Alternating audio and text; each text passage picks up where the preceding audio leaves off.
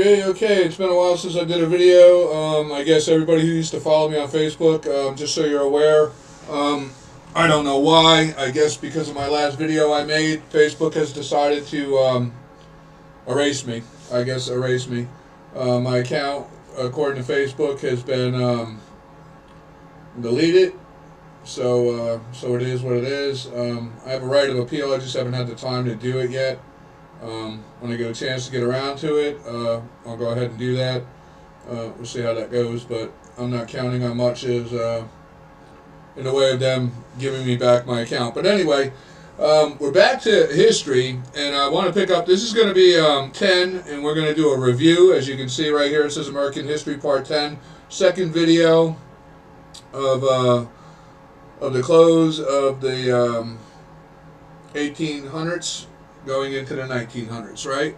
And that's where we left off. So while things are fresh in my mind, I got everything up now that I considered I wanted to look at and go over. So we're going to do like a full review, but in as brief as possible, and also touch on some very important points that need to be touched on, because going into the 1900s is going to be leading into a continuation of like the 1800s, and where we realize exactly what our problems are if we're paying attention. History is very, very important, and I think anybody who really studies history and understands it, and the truth of what it is by the facts that we have, that we know, understands what's going on today. But it seems today that in America, our education system is failing greatly, and as we go forward in this, we're going to talk about that even further and maybe get the gist of what needs to be done in America to get the situations under control. We left off in our last history video at the ending of the 1800s, heading into the 1900s, and as I said, we're going to have a detailed review of our nation's history as we close out the 1800s and head into the start of the 1900s. So key points for all to take to memory, as it's very critical, in my opinion, and important that we know the truth of these matters, and so that we know in truth who our enemies are and have always been, and how this history has brought us to where the very state of what our nation we face in this current time. Though it is said the Civil War ended in April 1865, in truth, as history shows and the facts reflect, the war ended for the American public. But it's like in the world around us politically, the Democrats never stopped trying to overthrow the Constitutional Republic of the United States of America. And in truth, history makes it clear this was their goal since the founding of the nation in 1777. It's just that most people don't understand who the Democrats are. A clear review of our history is critical, as so we understand, in truth, the very political establishment we have this current day, and how they are the very cause of all issues we are facing in our current time, of which if we, the American people, did not awaken to and address, could lead to the very downfall of the great free constitutional republic of these United States of America and the end of the American people as we know ourselves to be. Trust me, we have to know our history. It's important that we know our history. You know, I remember when I was a younger kid, I heard this emphasized so many times by the elders of our nation. I was a shoe shine kid. Anybody who's watched my videos knows the story of who I am. And I heard these things so many times from people, and how important it was that we not forget our history and who we are as the American people and how we got founded, and most important, who our enemies are. And that's the problem we're facing today. We forgot who our enemies are. We don't know our founding principles. I watched, there's YouTube. I'm on YouTube right now. And if you watch YouTube, there's like audits being done. A lot of people doing great work in audits, I think, anyway. But there's some that do like audits where they ask college students and young posterity, the kids, the youth of our nation, questions about our history and our founding principles, values as Americans. They don't know nothing. And some of these kids are in first, second year in college. They don't even know what the 4th of July is about. It's disgraceful.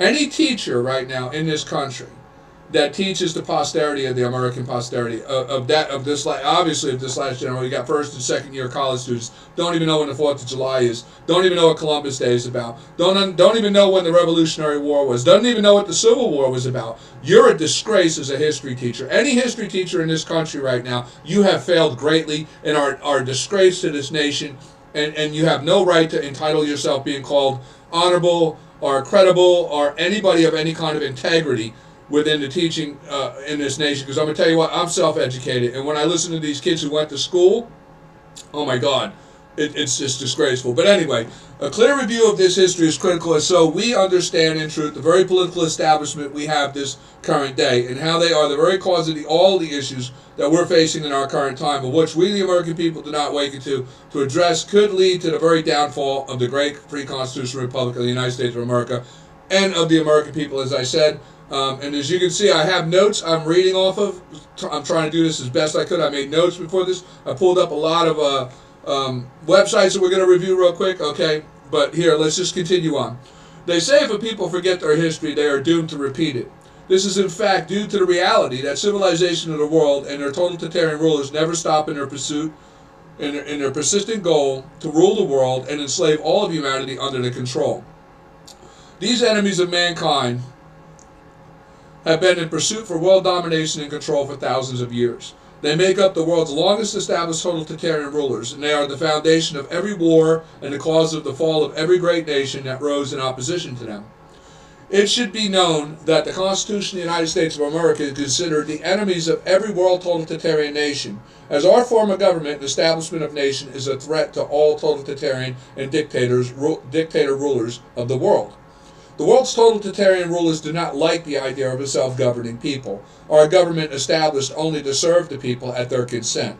As we, the American people, declared in our Declaration of Independence, we're a self-governing people, and our government's there by our consent and our will, and we reserve the right to alter, amend, or to abolish it at our will.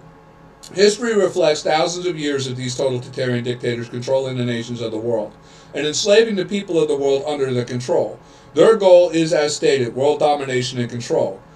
And they have been waging war on humanity for this, as we know, from a written record of world history for now an estimated 13,000 years. And I myself, I don't know everything, but I know one thing. I've spent, that's my passion, is knowing reality, the truth of history, and the world I'm in, and that of my God. So, and all I care about is the truth.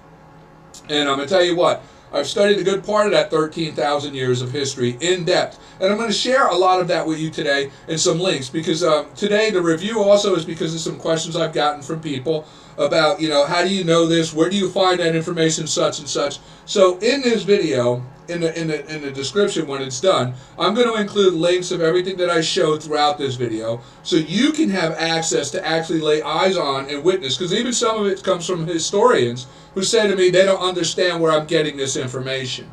I don't understand how so-called doctorates of college doctorate teachers in our colleges don't understand where me, a Newark City kid who shined shoes, who spent time in the libraries just dissecting for the truth, finds this, but you can't find this information. But anyway, I'll share it with you. And obviously, I'm going to tell you, I'm thankful for those who have the humble ability to ask that.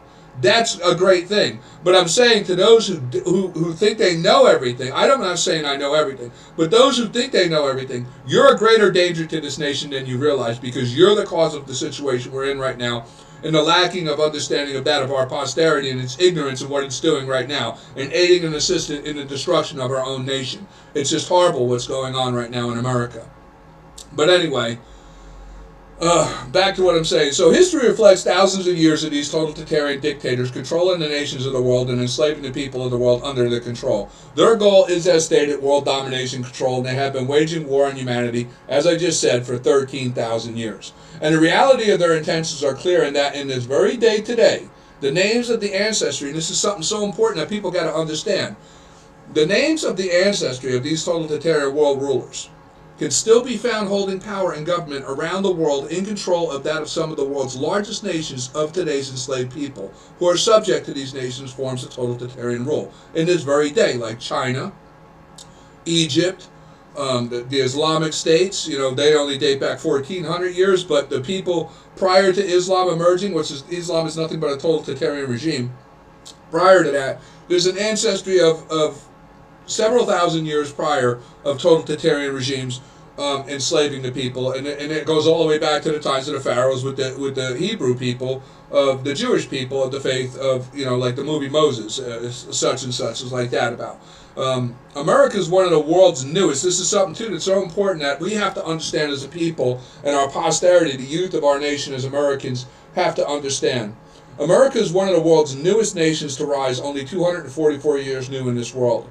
That's considered in its infancy when you consider such nations as like Egypt, which has an existence of near 6,000 years, or China now for 4,000 years, and a prior as a sect of the Babylonian dating back another near 3,000 years. Or the rise of the English monarchies that have been now established near 3,000 years.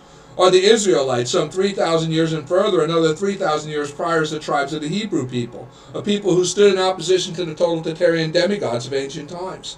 I mean, when you realize thousands of years we're talking, thousands, and we're 244 years new. That's it. That's all America's been here. And when you think, too, if you look, we have what's an estimated written record of history, world history, that's 13,000 years long.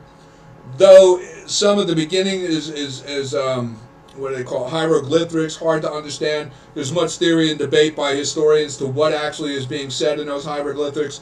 But you know what? I've learned in my youth, very young, that history is his story, and that everybody telling his story, including me telling my story, is history. That this is like if you say, "What's Jim's story?" This is his story, right? That's what I'm telling you. But I'm going to tell you what. There's a difference though between I had to decipher between what historians really did the homework and were telling the story. Not from that of their own perspective of what they wanted the reader to believe, but by that of what the facts presented themselves as, and what's even the author himself could not deny. And that's the principle I follow. I only care about the truth. The truth is all that matters. So it's not my story, it's the story the facts paint. And I'm just informing you of those facts, as I myself had to face them. Okay, and I accept the facts of truth that I can't deny.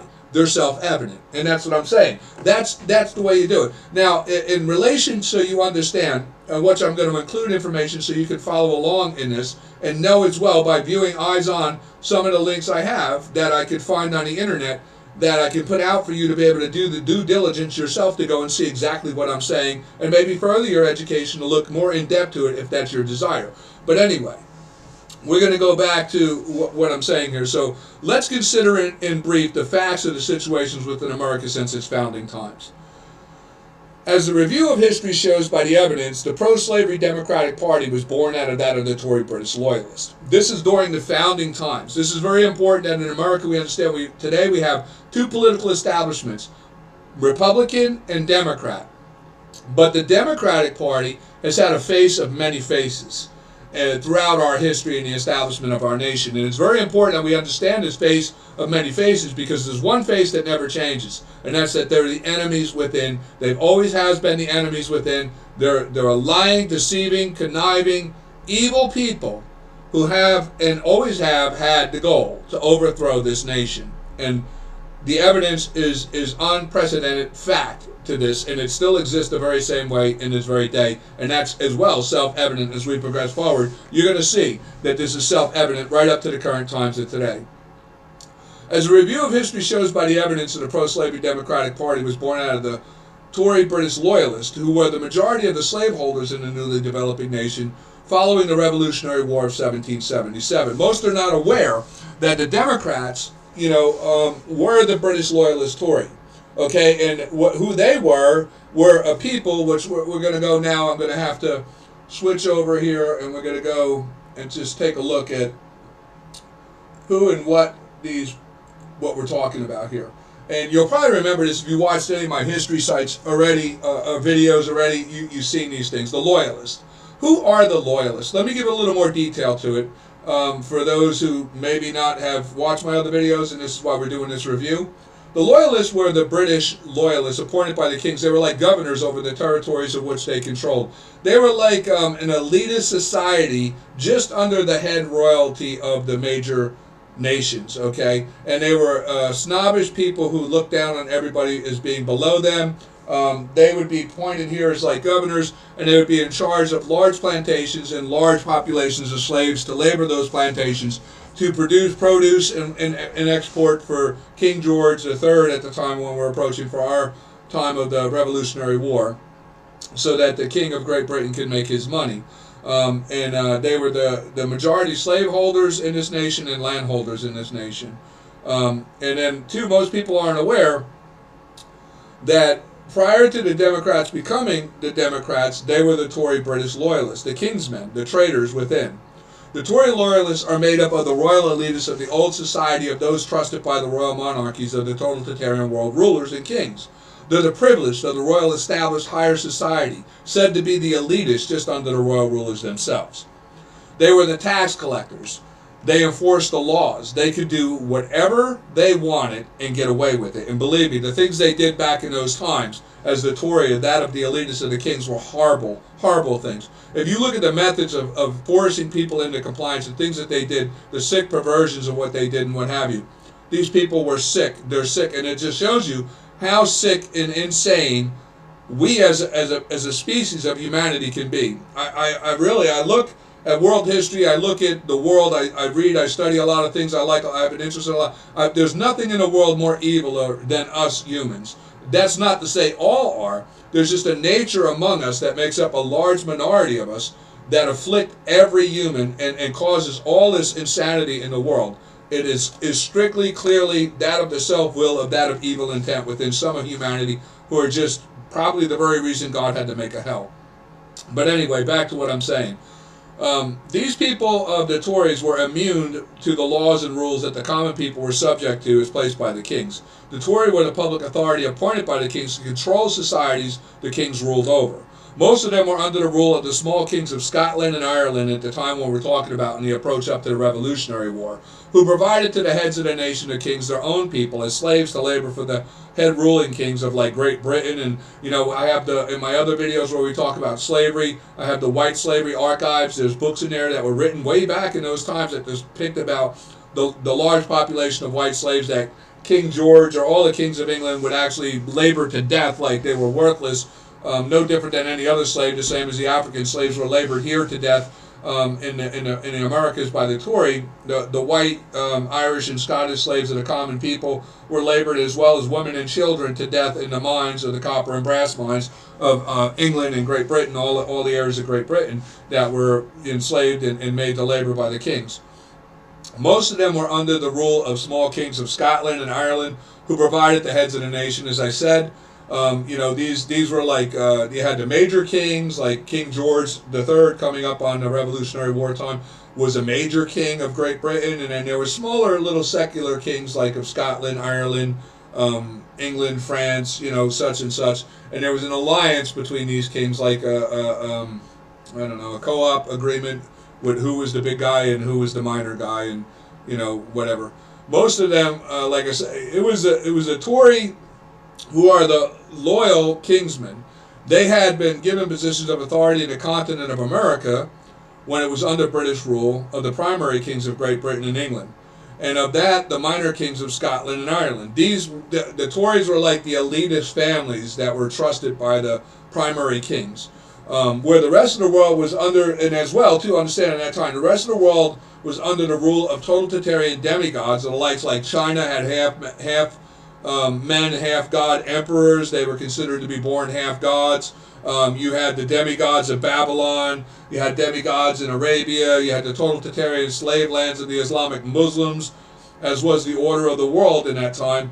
Prior to the establishment of the United States of America, is to give an understanding of the ideology of people we're speaking of in relation to our history. Prior to America, the world was hell for all but those who ruled.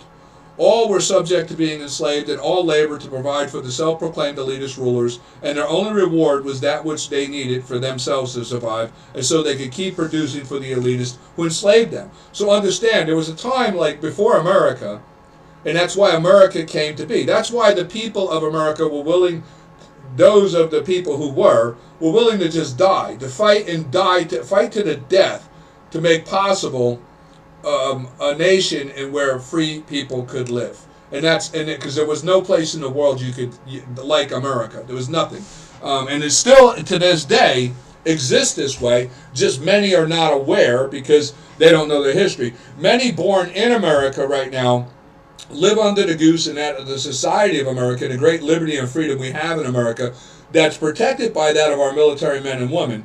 who actually face the hell outside the borders of our nation daily in making sure we get to be the selfish, ungrateful, no good people we are in this nation, because that's what we have. A lot of selfish, ungrateful people of Americans that have no idea the price of the liberty and freedom they have, but yet they wield their tongue with such great abuse against that of the very asset which provides it. It's just disgraceful what goes on in this country. Like I say, though, the rest of the world around us, not like America. And everybody here, though, of the posterity, the youth, and even a lot of the ignorant of adults, assume everywhere in the world's like America. And let me tell you, there could be no greater mistake than that mistake right there, because I can assure you this. Those people in the world that are totalitarian rulers that have the majority of the world outside of America, enslaved and slowly are progressing toward that of World War III right now for an attempted, again, world domination takeover. And it's in play right now, and it's always been in play, to be honest with you. And as we progress forward in history, you're going to see this. So, like I say, this is just a reality. When we look at, like I'm saying, I'm just losing track here. I got off track a little bit. So, pretty much, what we're speaking of is in relation to our history. Prior to America, the world was hell for all but those who ruled. All were subject to being enslaved, and all labored to provide for the self-proclaimed elitist rulers, and their only reward was that of which needed for them to survive as they could, keep producing for the elitists to enslave them. So you understand what I'm saying there, right? Is that pretty much prior to America, you labored for the king. You labored for the king's men, the Tory. You labored for the elitists of society. That's what you did. They could, if you had a farm and you grew a big crop, they come take all your crop, leave you just enough for you and your family to eat, and that's it. That you'd be happy with that. And if you don't like that, you could probably be killed. Okay? But like I say, each order of authority under the totalitarian rulers had its ranks of authority, of those who kept things in order. The Tory who resided in America were the king's men, tasked with the responsibility of managing the large developing farming districts in the newly developing continent of America. They were like appointed governors over the lands, like I just prior said. And they managed the farms and slaves that labored the farms. They would reside on large plantations and mansions where they would be tended to like royalty themselves by the slaves, and they held the position of authority over that of the common people as appointed authorities of the king. They were the tax collectors, the judges, the courts, the law enforcement of the land. They were a self-serving, self-proclaimed elitist, evil, inhumane people who looked down at all as if they were worthless. They viewed the common man as only an asset there to serve them. So pretty much, and then today, they still have this same view. And today, a lot of people aren't aware, and it's scary for me because I am very aware of this history, that these very organizations still in this day exist, and they have grown. They have grown. And they have large positions now within large nations, very close to us as we progress forward. You're going to see in this review. Following the Revolutionary War, the Tory British Loyalists were a constant cause of civil upset and division in the newly forming nation of the Constitutional Republic of the United States of America. They continued to try to obstruct the progress of the nation after the Revolutionary War, with the goal to position to overthrow the new nation and hand power back to the kings of Great Britain. This was their goal. That's why they called them the Loyalists. They were loyalists to the kings of Great Britain. When we look at these things, we realize that, where am I at? So okay. So the Tory British Loyalists, upon the conclusion of the Revolutionary War, had become the largest landowners in the new nation as a result of claiming the large farming plantations they managed for King George III as their own property. And as well, they became the majority slaveholders as they claimed the slaves that labored those lands as well as their property. They had no desire to honor the new nation or the newly rising government of the American patriots. Though many fled to Canada and back to Great Britain, the majority of loyalists remained in the newly developing nation of America and were the enemies within. That's what they were known as, the enemies within.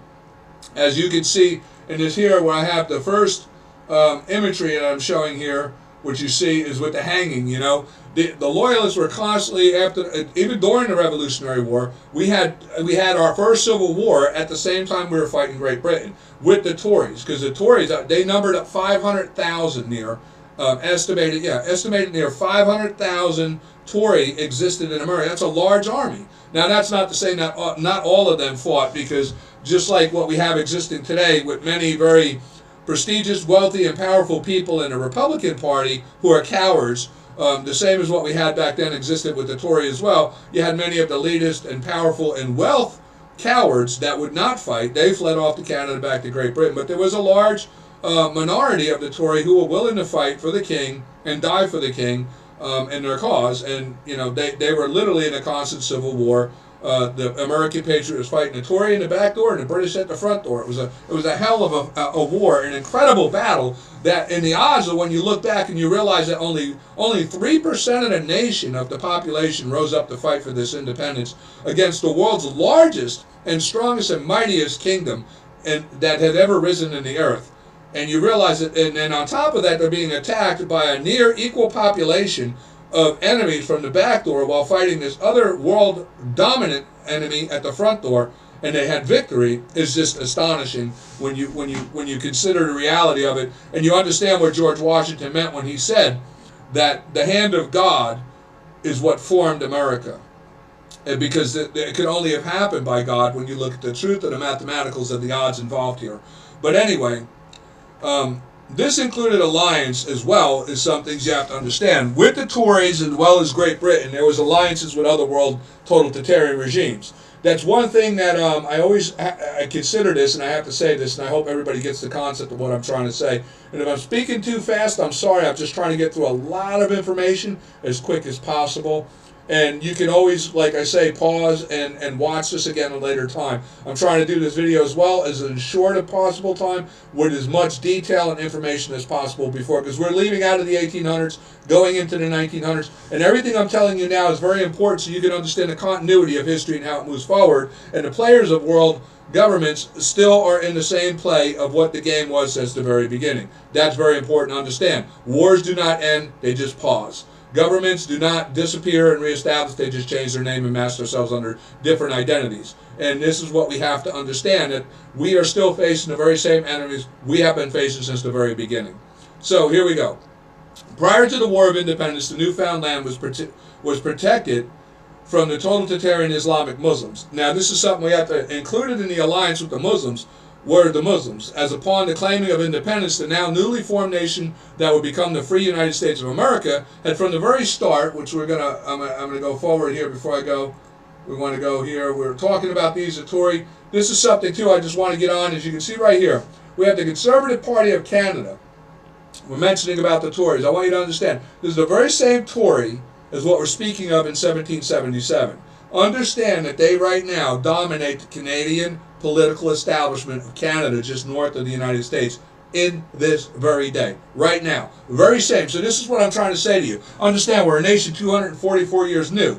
The Tory have not disappeared. This is the Conservative Party right here, and if you're reading this, the Conservative Party of Canada, French Party, Conservateur du Canada, I can't say that. It's colloquially known as the Conservative Party of Canada, known as the Tories, is a federal political party in Canada. So understand, and as you see here, we're talking about in 1777, the records show that many fled to Canada. These people have not stopped. They're still in alliance. We know that Canada still honors the Queen. We know that the monarchies of the royal family of England and Great Britain and what have you still exist. And like I say, they're just mass now, and these are enemies. And the foolishness of today is due to the ignorance and the lack of education, true education of truth and integrity within history. Our own authorities and our own government are not aware right now that they claim an alliance with that of their very own known and long established and declared enemies. And right now, we are literally being played a fool by our world enemies. And this is a fact. This included a lot, okay. Prior to the War of Independence, the newfound land that we live in now was protected prior by the kings of England from the totalitarian Islamic Muslims by treaties established with Great Britain's kings. But now the Americans was now an independent nation and one that was obstructing the slave trade of the Muslims. The Muslims made Americans targets, and we would face our first war as an independent nation with the Islamic Muslims. This is true. In 1777, after claiming independence and finally beating Great Britain, in 1801, we would face our first war with the totalitarian Islamic Muslims. Prior to that war under the kings of England and Great Britain, we had protection because they were paying the jizya tax to the Muslims for protection, and they had alliances. And plus, the Muslims were greatly prospering off of the world because they were the predominant world slave providers. they were slave nations. The totalitarian Islamic regimes were as well. They are the ones who delivered 99% of the black African slaves in the transatlantic slave trade to America. The kings of Great Britain were purchasing those slaves, and as well anybody was purchasing those slaves for the majority from that of the Islamic Muslims, who dominated. They dominate the black African slave trade and pretty much world slave trade. They were slave nations. It was the Islamic Muslims who invaded North Africa in 640 A.D., and at that time they invaded North Africa. They enslaved the tribal African people and started the black African slave trade. The said to be Prophet Muhammad of Islam, who's a false prophet. Islam is not a religion. I'm going to do another video on that too that proves this beyond a reasonable doubt. That's one of the reasons too. Facebook had pulled my video, or deleted me, because I was telling the truth about something, obviously, that Mark Zuckerberg and Facebook itself is aiding and complicit with that of the enemies of the United States and America in their attempted infiltration and overthrow. And I'm saying that bluntly right now to you, Mark Zuckerberg, and the people at Facebook. You will be, because eventually this is going to come to a head, and the truth is going to come to light. And I believe that it's unavoidable from knowing the history and the state of the situation we're in right now. War is unavoidable. It's coming, and accountability is coming for all who aid and assist the enemies, and especially those who intentionally and knowingly are doing all they can to aid the enemies and hiding the truth from that of the American people, of which, as I given that disclosure of my disclaimer in the beginning of my video, which warns everyone that if you do this and such an event takes place and it results in the death of an American, you will be held accountable. So you already, Mark Zuckerberg, should know that you're going to be held accountable. You're going to be held accountable because you're already accountable for the 12 deaths that took place since this year by the Muslims on this ground, by your protection of them and what you do, by blocking people like me from telling the American people the truth on Facebook. You're going to pay for that. Believe me, you're going to pay for it. It's going to come. But anyway, back to what we're doing. Prior to the War of Independence, Newfoundland was, okay, we went over that. The British Tory loyalists were the enemies within, and they continued to aid and assist Great Britain in their goal to retake the nation of America. For 35 years, with patience, they waited, which resulted in what is known as the Second Revolutionary War. This is where we're at. But real quick, too, I wanted to, before I'm jumping ahead here, on the review here, we want to talk about, too, understand why we had the conflict with the First War in 1801 with the Islamic Muslims. They were the predominant slave providers. The Tories at the time, the British loyalists, they were the predominant majority of slave holders. The United States of America, before it became the, because we didn't until 1791, we didn't ratify the Constitution, 1789, and so before we got that, we had what was known as the Federalist Letters, and where we did the essays by, Hamilton, James Madison, Thomas Jefferson, wrote the essays of what we reviewed in consideration of all world governments and totalitarian regimes, democracies, and now what would be known as an attempted thing of what was mentioned in history by the Greeks, and as well we see it with the Magna Carta of the English, and where they attempted to establish that of what is known to be a republic. And that's what we are. We're a republic. And a republic form, as America was founded in 1777, and then ratified to be under a constitution in 1789, is a government order as like the world had never seen before. There's no other nation in the world that is under the order of that of a constitutional republic as like that of the United States. Even though in today, because since that time we've had republics established and then fall, and they still call themselves republics. But in truth, they're banana republics. They're not real republics. And sadly to say, in all honesty and truth, when we consider the facts of the election and the things that's going on in this nation right here with the corruption, we right now are actually a banana republic. Our Constitution is only as strong as the people willing to fight, die, and sustain it. And right now, our Constitution is pretty much paper with words that no one is willing to die for. Sadly, that's what it seems to appear. But in the founding of our nation, it was the American people's intent to abolish slavery. And we can see this right here. The first state to abolish slavery was July 2nd, 1777, was Vermont.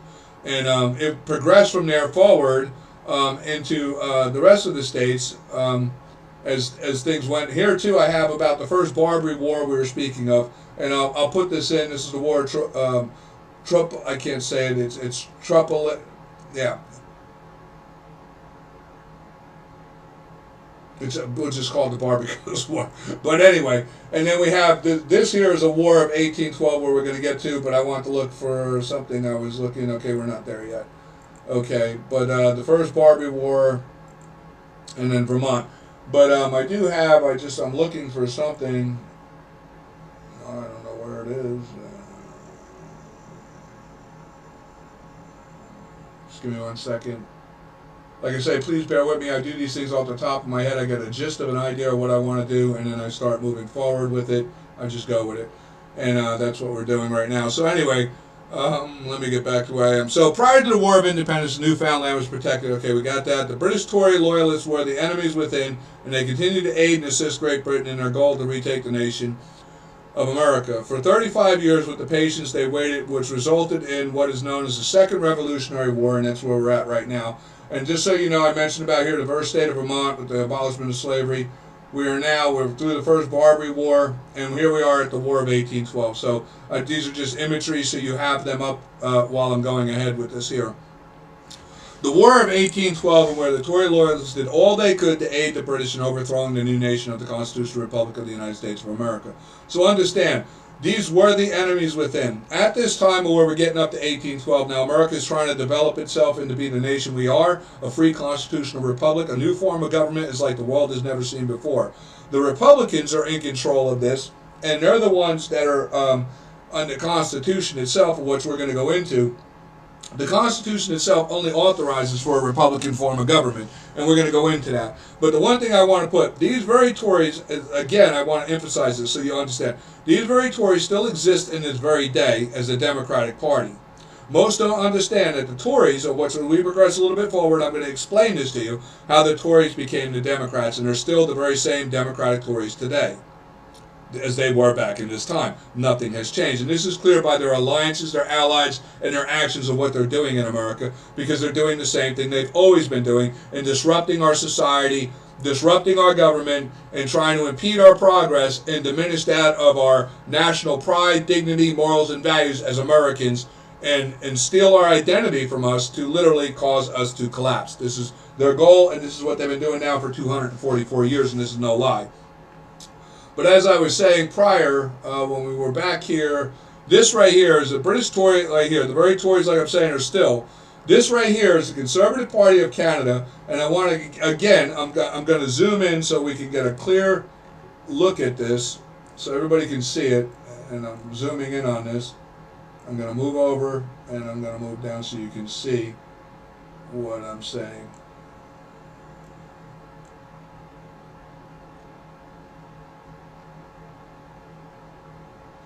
Maybe that wasn't the right way to go. Maybe this is a better way to go here, okay. Okay, just so you read the first paragraph right here. The Conservative Party of Canada, in French, is Parti Conservateur du, I can't say it, known as the Tories. You see, so I want you to understand, this is today's political establishment in Canada, just north of us. The largest country just north of us is still under, and the political establishment still governs under that of the Conservative Party of Canada's Tories. These are the same Tories. They've sustained for 244 years in Canada.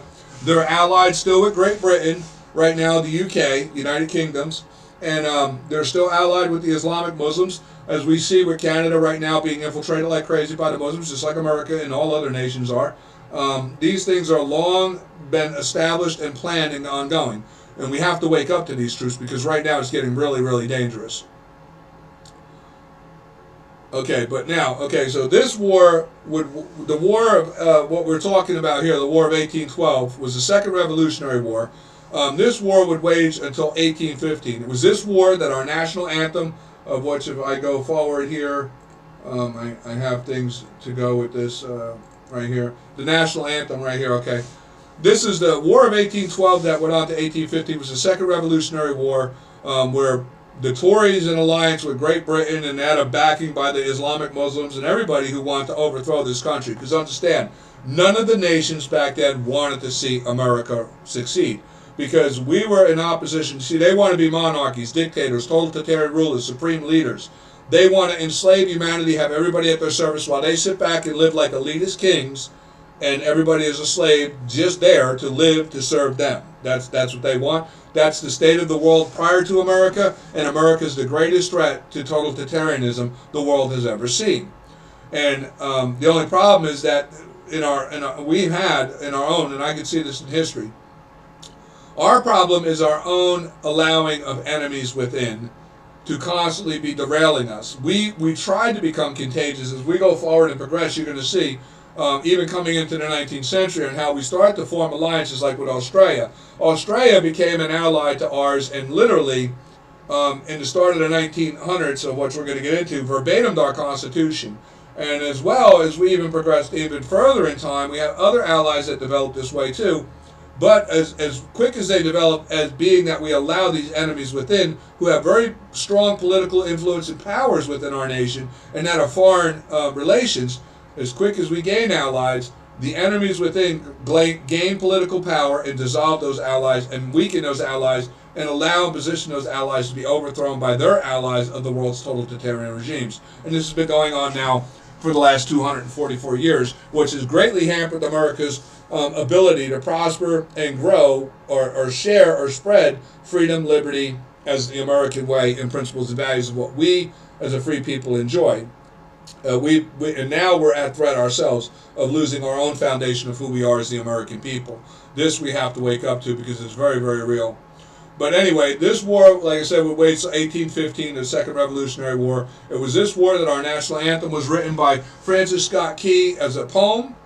He described what he witnessed in the attack on Fort McHenry in 1814. It was in 1931. That poem was written, was put into music, and became our national anthem. And that's our national anthem today. As you're looking here on this, I'll include these links. Like I say, you can read up on that if you didn't know that. That the national anthem was written from the Second Revolution. Most people don't. It seems that I talked to a lot of people, not all, but I talked to a lot that don't even know there was a Second Revolutionary War. They don't know nothing about anything I'm talking about. It's just very scary that people aren't aware of these facts and truth. But anyway, following the end of the War of 1812, the Tories became greater enemies within, and they continued to pursue the whole power in the newly developing nation of the Constitutional Republic of the United States. Being they controlled the majority of the Southern District farming plantations, they as well were the wealthiest in the newly developing nations, and they continued to conspire with the royal monarchies of Great Britain and developing Canada to overthrow the newly developing nation of the Free Constitutional Republic of the United States of America.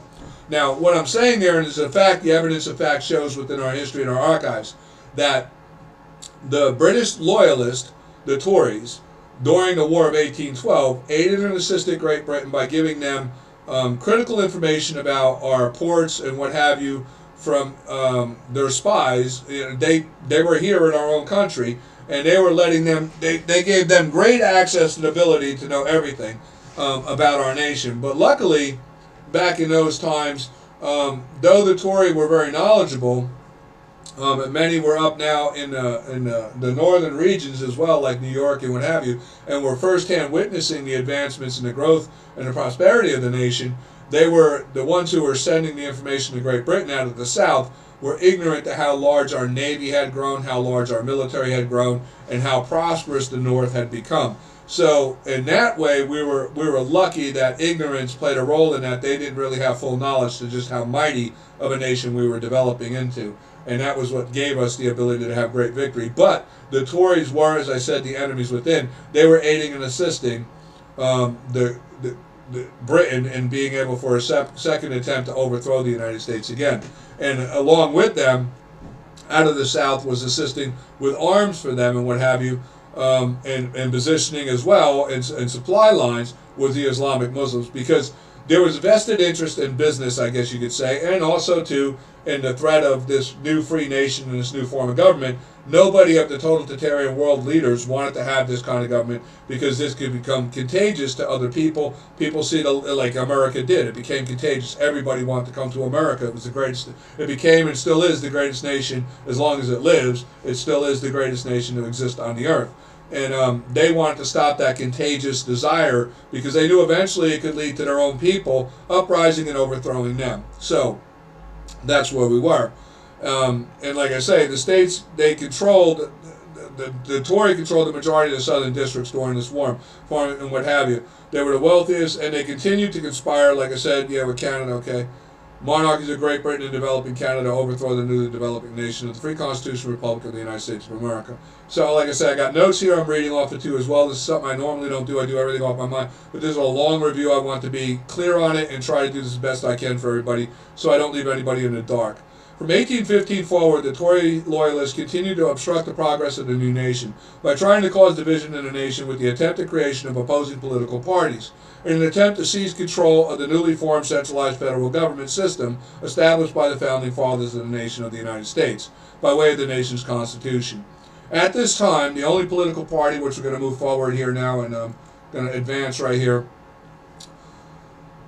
Okay, at this time, the only political party that had structure and united in the nation was the Republican Party, established by the nation's founders, Thomas Jefferson, as the only consent-to form of government permitted by the United States Constitution in United States Constitution, Article 4, Section 4, that was ratified June 21st, 1788.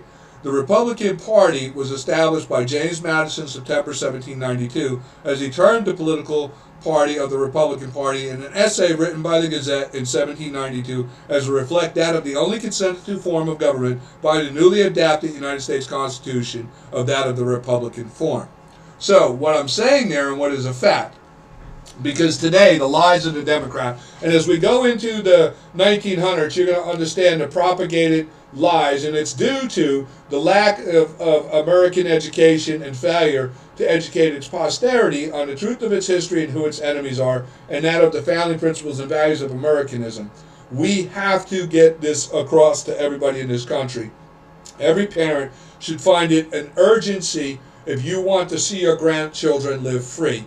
It should be an urgency priority to you to make sure your children know the truth of American history and the truth of who we are as Americans and that of true American principles and values, not that of a democratic democracy or this democracy these Democrats speak of, because we're not a democracy, we are a republic.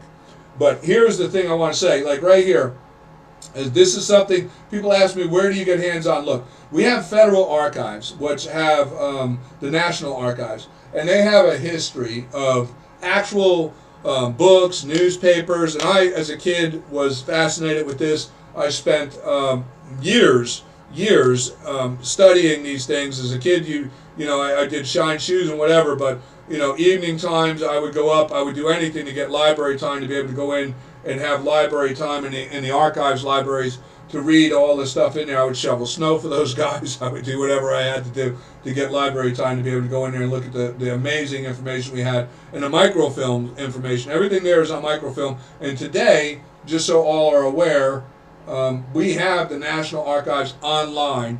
They don't have everything, and a lot of the information that I recall, man, it was so long ago, and I contact and I try to search through, and then what I can't find, I try to relay to them, and they do. I got to say, if you know of something being in there and they haven't put it online yet, and you contact them and say, hey, such and such, I know this is they'll find it, and when they do find it, they'll send you an email, and they'll post it. You can go and you can view those records right there on the Federal Archives, is like what we're doing right now, and you'll see, like I'm showing you here, this record's by James Madison, where it shows the National Gazette of Philadelphia, where he published this and his first mentioning of Jefferson's Republican Party, the Jefferson Republican Party right here, and by James Madison. This is what it formed into. It was in 1792.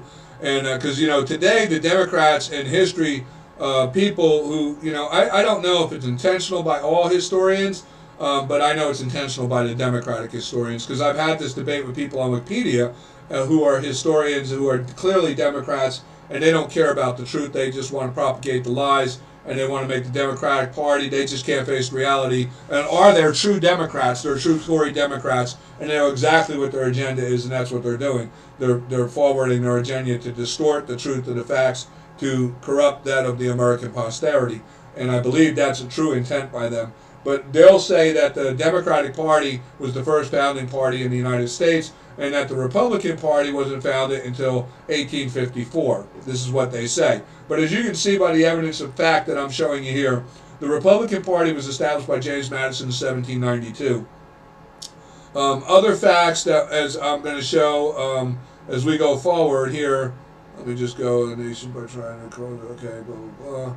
I just read my notes at this time. Okay, at this time, blah, blah, blah, established by the nations. Thomas Jefferson, the only consented to form of government permitted by the United States under the Constitution. Now, this is the other thing.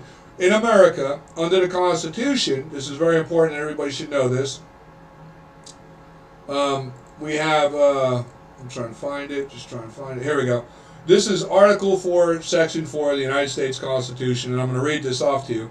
It says, the United States will guarantee to every state in this union a republican form of government and shall protect each of them against invasion and on application of the legislature or the executive when the legislature cannot be convened against domestic violence. So understand that under Article 4, Section 4 of the United States Constitution, the only form of government consented to by the Constitution is that of a republican form, not a democratic or democracy form, a republican form. We are a republic. We are not a democracy, and we are not a democratic state. We are a republic. Okay, and this is very, very important that people stop making this mistake.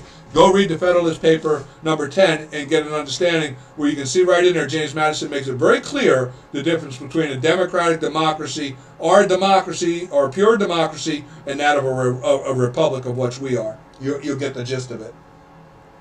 Now let me go back here, okay. So Thomas Jefferson is the only consenting form of government permitted by the United States Constitution in U.S.C. Article 4, Section 4, June 21st, 1788. The Republican Party was established by James Madison September 1792 as he turned the political party of the Republican Party in an essay written by the Gazette in 1792 as to reflect out of the only consented to form of government by the newly adapted United States Constitution of that of the Republican form of which I just showed you right here. The proof of that is right here. They have the Federal Archives letters of the Gazette. You can look this up online. You can see it with your own eyes, and it shows this, so you understand. The Republican Party, founded in 1792, was established upon the only form of government which the United States Constitution consented to, that of a Republican form, and which is guaranteed to every state in the Union under U.S.C. Article 4, Section 4, of which we just reviewed, which I'm going to show you again, right? If I can find it. Okay, here we go. Right there. So you can look this up. Article 4, Section 4, United States Constitution. The United States will guarantee to every state in this union a republican form of government. So you understand where I'm getting it? Look it up yourself. Do your due diligence. See it with your own eyes. And take these facts of truth in. In this time, the Tory had attempted to form the Tory Federalist Party as an opposition to the Republican Party. As well, they attempted to form the independent political parties, all as a means of attempting to hamper the progress of the newly developing nation. The Tory attempted to infiltrate all political parties, including the Republican Party, in an attempt to gain a political position in the establishing government of the now constitutional Republic of the United States of America. So understand, the Tory were known as the enemies within. As time is progressing now, we're getting up near mid 1800, like hitting into the 1800s here, late 1700s. They're realizing that everybody now is like living free, going about their lives, staking their land, building their homes, planting their farms, whatever. People have forgot about the Revolutionary War. People are moving on, and it's the perfect opportunity for the Tory to hope that the people have forgotten who they are, and their chance to try to infiltrate that of the government, to try and establish a precedence of like authority and powers within the new developing nation, and where they can manipulate the people and take back control. This is their goal.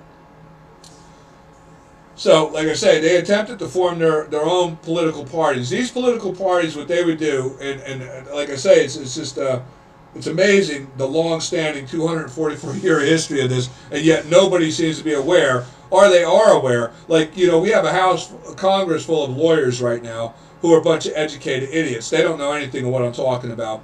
And these men sit up there and get demeaned daily by the Democrats and don't even realize if they knew the truth of history, they could literally shut them up in a heartbeat by the truth of the facts of our own history, of which are still conclusive today, in today's very time with the Democratic Party as it stands right now. But as I say, the Republican Party was well established and set into the national party of the nation, as can be witnessed by the campaign posters of Thomas Jefferson, who was a Republican Party founder with James Madison. This is another fact I would like to say. They say that the Republican Party, this is just to expose some of the lies during this time of what we hear today, so we can understand the founding principles where, like, I'm going to tell you right now, God gives me the wisdom to understand this. You will always be able to prove a lie to be a lie with the truth. But you can never prove the known truth to be a lie with a lie, because the truth will always reveal the lie, and that's what we're doing right now. Okay, understand, a lot of what I'm saying is not because this is the way I want it to be. It's not the history I want to tell you of my story of how I see it. It's how the facts present it that I have to face as I look at the facts myself, and that's what we're going to look at. Now, the Democratic Party tries to insinuate that the Republican Party wasn't founded until 1854 in an attempt to try and make it look like their establishment of the Democratic Party in 1828 was here before that of the Republican Party, so they can claim themselves to be the first established political party in the United States, so they can attempt to claim themselves as the foundation to our governing establishment, which is all lies. That's all lies. And when I say that, we can look and realize by this right here. And also, too, so you can understand that the Tory were the enemies within, and this was known by our government and our people of the true Americans back in that time. When you say to yourself, a lot of people, like I had somebody I was speaking with last week in the park about these things, and they said to me, how could it be that you know all this stuff about all these things, and yet in that time, if everybody was American, how was it like so many people were letting this go on and nobody was doing nothing about it? So to that, which I don't have up because this just comes to mind, I'm going to find something real quick.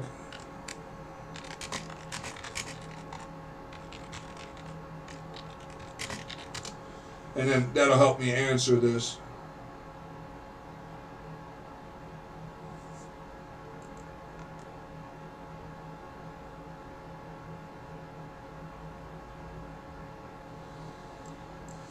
Just give me 1 minute.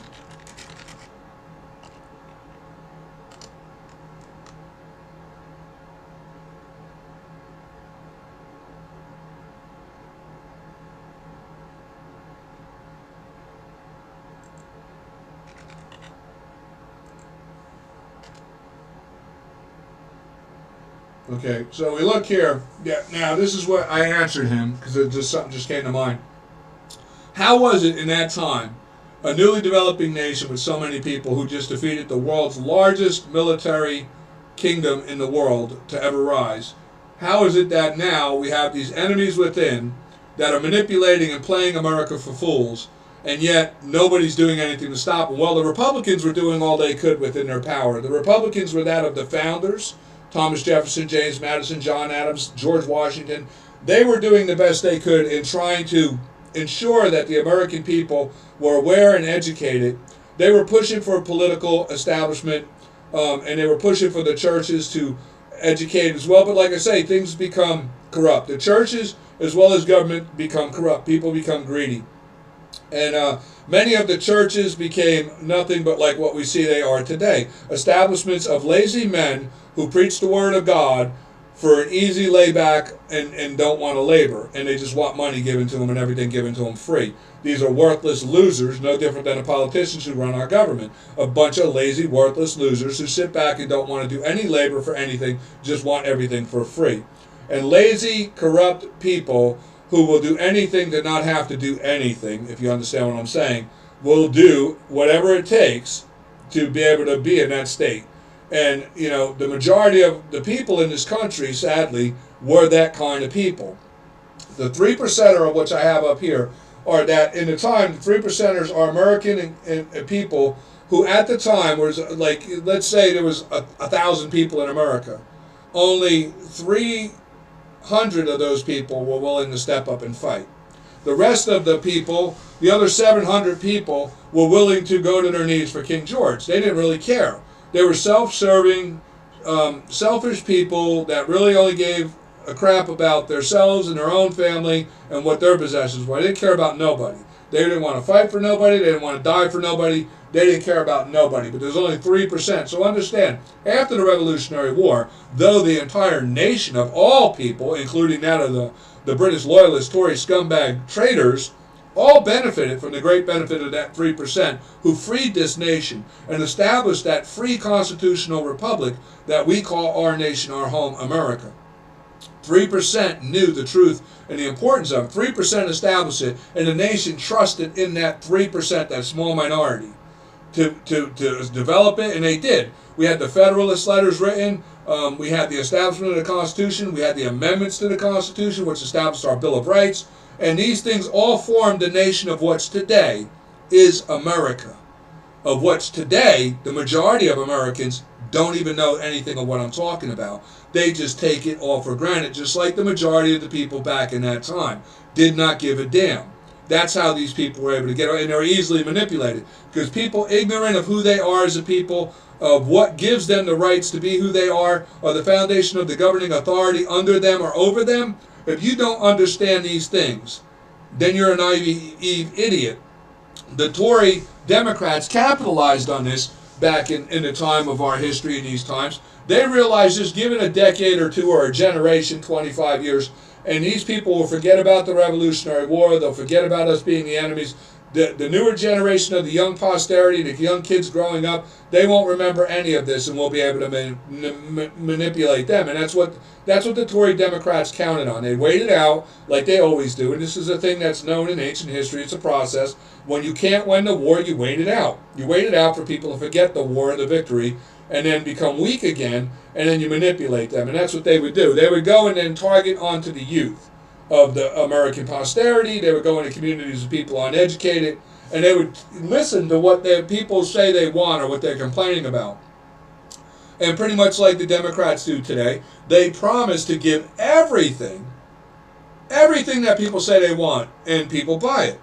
And you know what? They get in, and they get elected because people are going to vote for them. Because they promise them, like they do today, they promise these kids free college tuition, free rent. I mean, the stuff that they're promising that we see with Barney Sanders and stuff like that in the last elections was just so ridiculous. They would say anything to get elected. And the reason being that most of them are worthless, no-good losers that if it wasn't for their elected position would be qualified to scrape grease off a dumpster behind Burger King, to be honest with you. And they know, so that's why they don't care. And they don't care about the affliction on this country or the harm to how many millions of Americans get affected by their ignorance and their stupidity or their harm that they do as political pundits in the game they play. They don't give a damn about nobody. These people are heartless, ruthless, no good, evil scumbags, the majority of them. And that's why we're in the state we're in, because honestly, the majority of this nation of Americans are ungrateful, undeserving, ungratified people that just never can get enough, and they're just disgraceful, inhumane scumbags that don't care. But there is that minority of true Americans, good, God-loving American people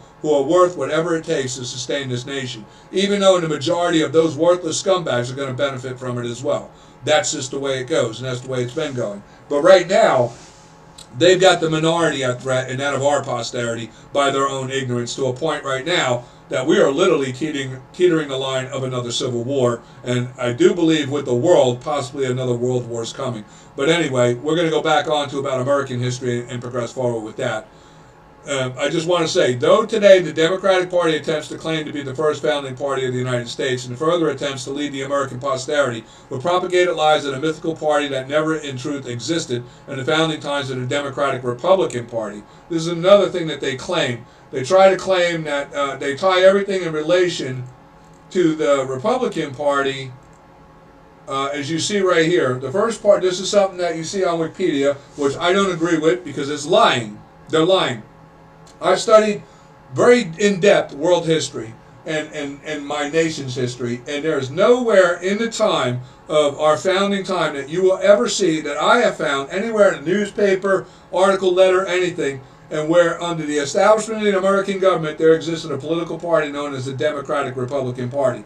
And that's propagated by, and that happens in the 1900s, so which we're going to get to. And they actually are very slick about how they do it, because they start out with somebody who had an original copy of the book that I was referencing to them, and they're like, oh, I got a copy of that book, and I couldn't believe they had and I want that book, I'm trying to buy it from them. But it's a 1915 edition of the propagation of the Democratic Party where they first ever mentioned this Democratic Republican Party as an attempt to try and make the Democratic system of party appear to be that of a foundation to the United States of America, which it never was. Is all lies. But we're going to read this right here. The first party system is a model of American politics used in history and political science to prioritize the political party system that existed in the United States between roughly 1792 and 1824. This is what it says. And now it features two national parties competing for control of the presidency, Congress of the states, the Federalist Party created largely by Alexander Hamilton, and the rival Jefferson Democratic Republican Party, formed by Thomas Jefferson and James Madison, usually called at the time the Republican Party. Note, this is a distinct party from the contemporary American political party, also known as the Republican Party. Now, this is gibberish that they're saying here, because the facts of truth, what they're saying here, Jefferson and Madison never referred to their political party as the Democratic Republican Party. One, James Madison was part of the authoringship of that of the Federalist Papers. In Federalist Paper number 10, he makes very clear his position on what he thinks of a Democratic state party, Democratic pure democracy, what have you. And his love is of that of he is the founder, as I posted here and I show you by the facts. When we go back and we look at the facts as I'm stating here, I got to go back and find them. Let's see. Right here. Okay, as you can see, this is 1792. Now, under what we were just looking at, they're trying to say that James Madison was okay with the Democratic Party and didn't, they're trying to hide the fact that, but he's the one who, Jefferson Republican Party drew strength from the Anti-Federalists. No one had more claim. Now, that's some way true. The Anti-Federalists joined the Republican Party. They became Republicans upon the founding of it. But it was never a Democratic Republican Party. This is a lie that party existed. The first party system right here, it says here, they say Thomas Jefferson, James Madison, usually called at the time the Republican Party. Note, this is a distinct party from the contemporary American political, usually called at the time the Republican Party known as the Republican Party, right? So, I mean, this is like gibberish, whatever they're saying. But what they're saying is, in truth, but lie. Lie is there was never no Democratic Republican Party. And the Federalists were dominant until 1800, while the Republicans were dominant after 1800. Republicans were dominant since 1792. There was a founding party. It was dominant because the Constitution only consented to it. The truth of the matter is, what they're doing here is the same thing they were trying to do then. In the founding time, you had Thomas Jefferson, James Madison, which George Washington didn't agree. He didn't want, and I'm just going ad-libbing here, he didn't want to have any political parties, George Washington, because he knew this kind of thing would happen. If you establish one party, somebody's going to be able to establish an opposition party. And that was George Washington's fear. He didn't feel there was any need, especially with Article 4, Section 4, what was the need of a political party. Thomas Jefferson felt secure, and so did James Madison, in establishing the Republican Party, because both agreed, as authors of the Constitution and the Bill of Rights, and also two authors of that of the Federalist Letters, that they made clear that they believed that the Constitution, by its only consenting of a Republican Party, a Republican form of government, would be only appropriate to have that of a Republican Party to that form. So they didn't think what other form could rise, right? Because the Constitution doesn't consent to it. The problem is, again, is like I say, the ignorance of people. If the majority of the American people were never willing to even die for this country, they're just taking the blessings of liberty that were given to them by 3% of the people who really fought for this nation to make it possible, and they just get to enjoy those great benefits of freedom and liberty without ever having to do anything for it. What do they care? What do they care, right? They don't even know. They don't know what they don't even read the Constitution. They don't even care. And that's what I'm saying, so they don't know. And the Democrats capitalize on that ignorance, and that people just don't know. And that's, and I get that. I get that from a lot of people when I talk about these things, and I say these things, and like I say, I say about educated idiots, and I say these things. I don't say these things in a way to offend anybody. I don't say these things to demean anybody. I don't say these things to deter anybody, except they're directed at that of the people who are the true, knowledgeable, knowing Democrat that knows what they're doing. Those people I can't stand, the ones who actually know what they're doing, and they're capitalizing on that of the ignorant and the uneducated. But to those who are ignorant and uneducated, look, I'm not picking on you at all. I'm trying to present to you the evidence of fact so you can go and do your own due diligence and become aware of this. Because education, knowledge is only power if you have the common sense and wisdom to know what to do with it. And that's what I'm trying to do. I'm trying to make, even, if you're not very educated, that's fine. It doesn't mean you're not wise. Doesn't mean you lack common sense. And by understanding what I'm saying and fact-checking me and going and seeing the truth, your common sense and reasonable ability can save this nation. Because you can become a part of that unified people who are aware. And we need unified people who are aware of the truth of our nation, our founding principles, and who we are as the American people. And we need people to be aware of who our enemies are, especially our enemies who are right here in our nation among us. Of which, in all honesty and truth, the Democrats are those. And we're gonna get back on track. We had the Whigs Party, too. Like I say, there was many oppositional parties that the Democrats started. We're going to look here. This is a Republicans. This right here was Thomas Jefferson and Clinton's campaign poster. This was in, I believe, 1804, right? Yeah. 1804, right here, see it? This was an 1804 Jefferson Clinton poster where Thomas Jefferson is running for president in 1804. Now, if you read this poster, you'll see nothing on here of Democratic, Republican Party like they try to claim. Now, the Republicans, it says here, Republicans, turn out, and save your country from ruin, from the emperor, from the king, from the iron grasp of the British Tory fascists, an unprecedented bandito of British spectacular, the hurling tools and the mercenaries of His Majesty King George III have thronged our city and diffused the poison of principles among us. Down with the Tories, down with the British fascists.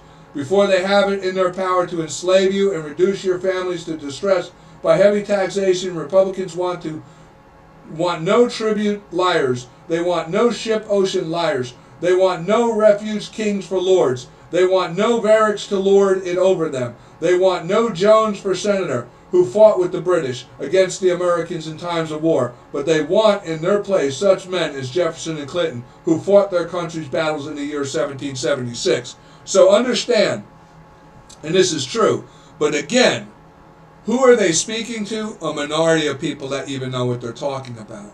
The majority of the country are ignorant, uneducated, just ungrateful people taking for granted everything that's being so greatly blessed upon them in their freedom and liberty under this new nation of which they don't have a clue. Of which, like today, so many Americans live free under the liberty and prosperity of this nation without having a clue of how it is maintained or what it is and how who they are as Americans and what their duty and responsibility is and how quick they can lose it by their own ignorance. So, but I'm just showing you these are the evidence of fact that make clear. And then, like I say, too, this again is Article 4, Section 4. If you didn't know, go read Article 4, Section 4 in the United States Constitution. Understand that the United States Constitution only consents to that of a Republican form of government, not a democratic form. It does not consent to a democracy. It consents only to a republic. Okay, so let's get that straight. And then, again, I have that there. You can see. Okay, now, here's the biggest mistake we make. In 1826, the pro-slavery Tories formed the Democratic Party. They employed a new tactic of pitching to the public what the public wanted to hear.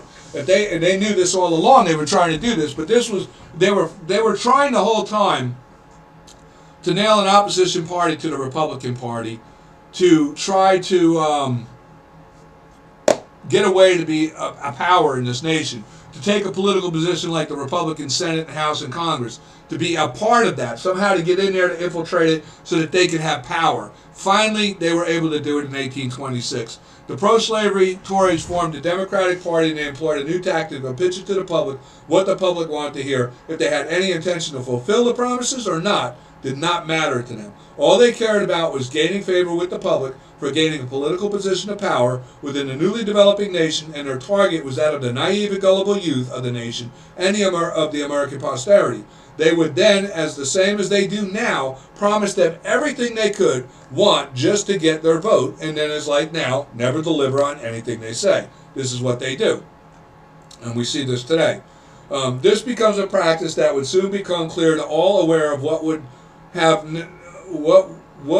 a new base of voting fools every generation.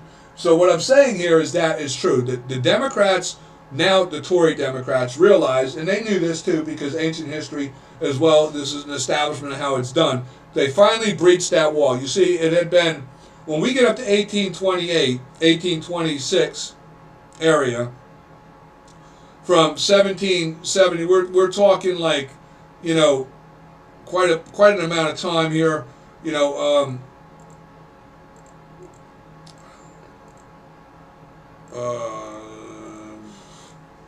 I don't know, roughly 50 years, 2 generations we're looking at, right? 49 years.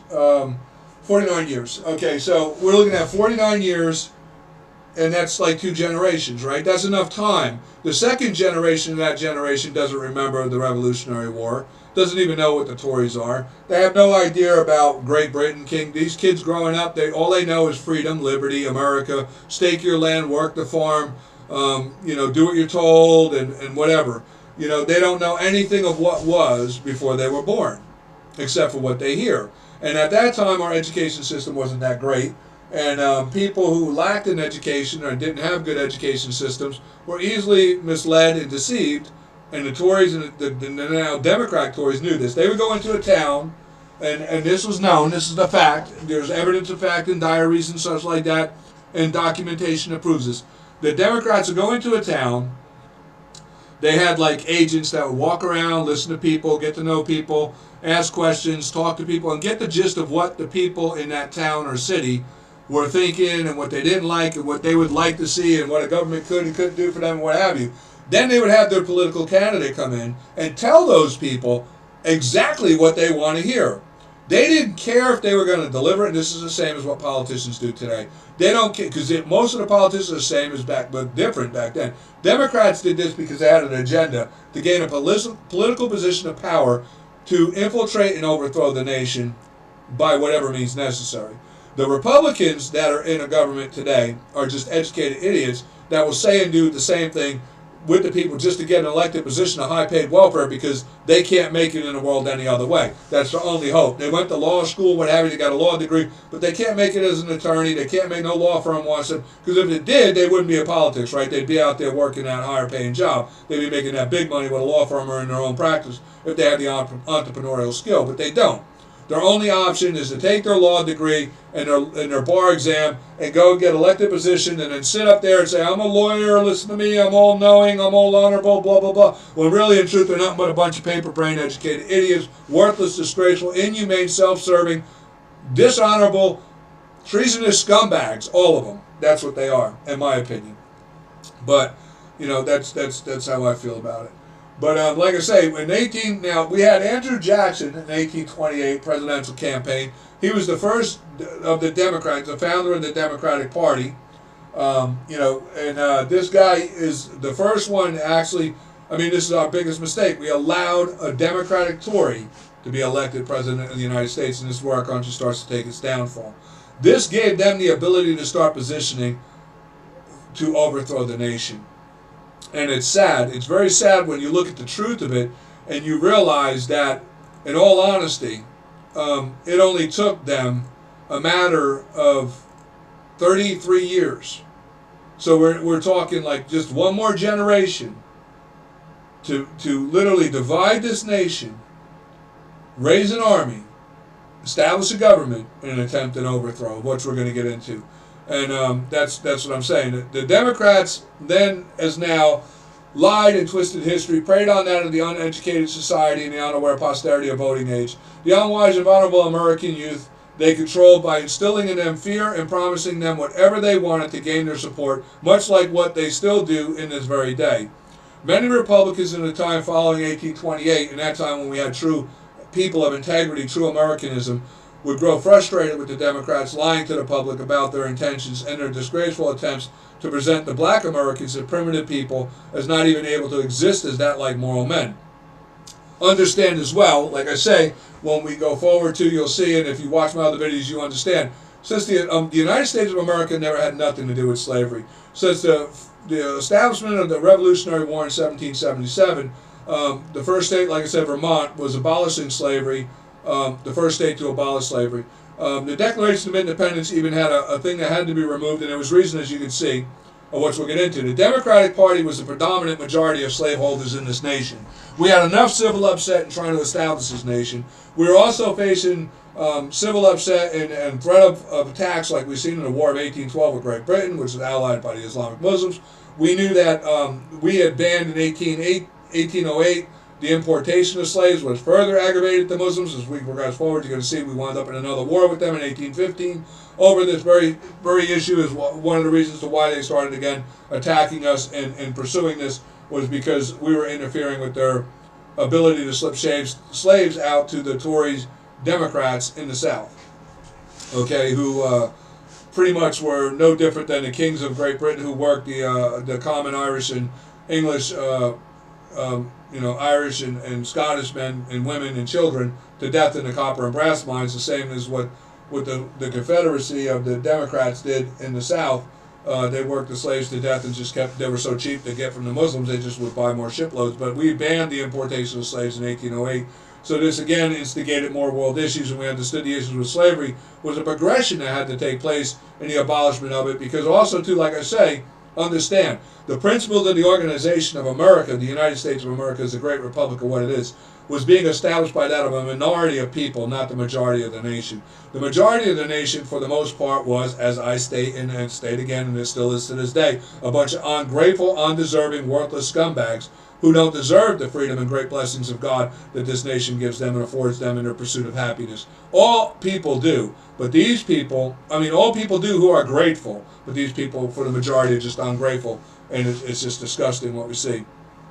But 1828 would mark the years of American ignorance and be the historical marker of just how important history is to the posterity of the nation, as this was the year the first elected Democrat in a newly forming nation of the Constitutional Republic of the United States of America, under the mask of a political party, the Democratic Party, the nation had allowed the Tory to take the highest position of power in the newly developing nation by electing the Tory Democrat Andrew Jackson. The voting age youth of the nation was ignorant to the deceptive nature of the Democrats' ignorance of the nation's history.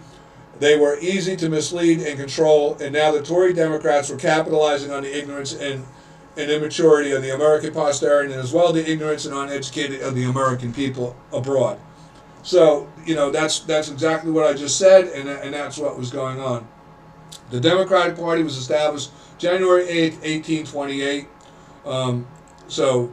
And the reason why this happened was due to a lack of education for our posterity on our nation's history. The then posterity had no idea that the Democrats were, in fact, the long-standing enemies within that of the British loyalist Tory. The voting age youth of the developing nation and that of the uneducated people of America were naive and easily misled, as at the same time as they are this very day. Due to the lack of proper education from a clearly failing education system, which greatly failing in the United States today, then hardly even existed. We did not have a national educational system. You had to rely parents to share things with their kids and history books and what have you.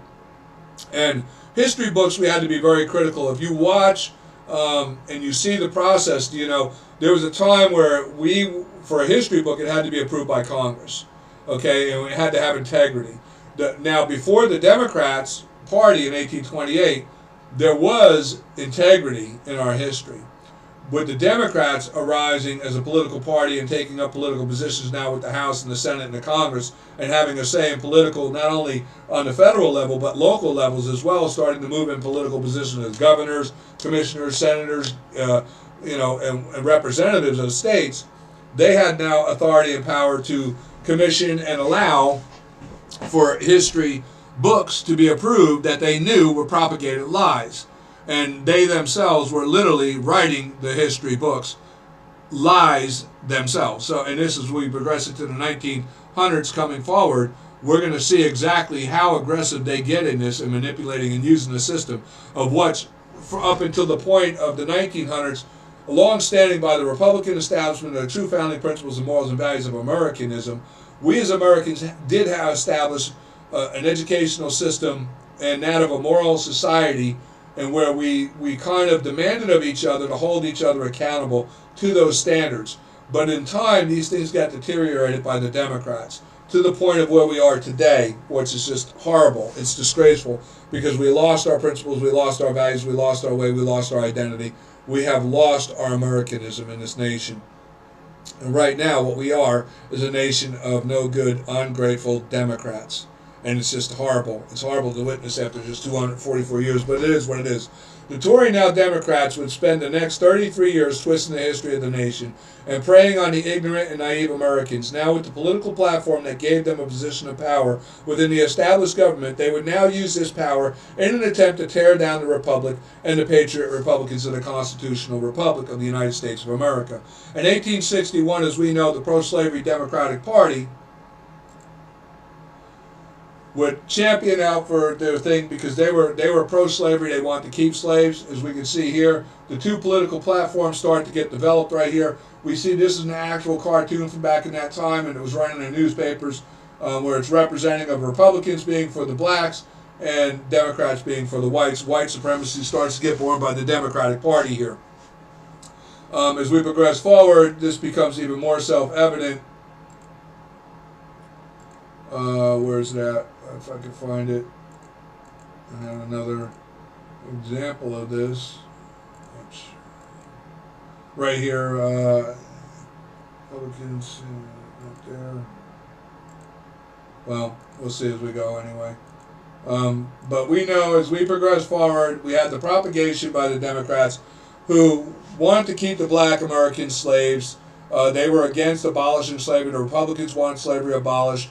We're approaching now to the mid 1800s, 1850s. We have a division going on within the nation of free states and slave states. The majority of the original 13 colony area has been freed now, and in many of the original colony area, slavery is abolished and not legally even allowed anymore.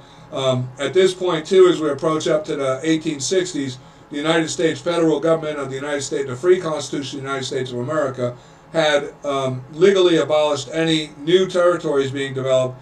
They would be developed with slavery being abolished and not allowed. So, as you know, the Democrats were opposed to this. They wanted to keep slavery. They wanted to keep growing slavery. And they were now in a political position out of ignorance of the American people. Electing these people now into our government gave them great political power and influence in the nation, and also positioned them to be able to develop that of a military, a multi-state unification of allies to position to go ahead and attempt to overthrow the newly formed Republic of the Constitution of the United States of America. And that's exactly what they did.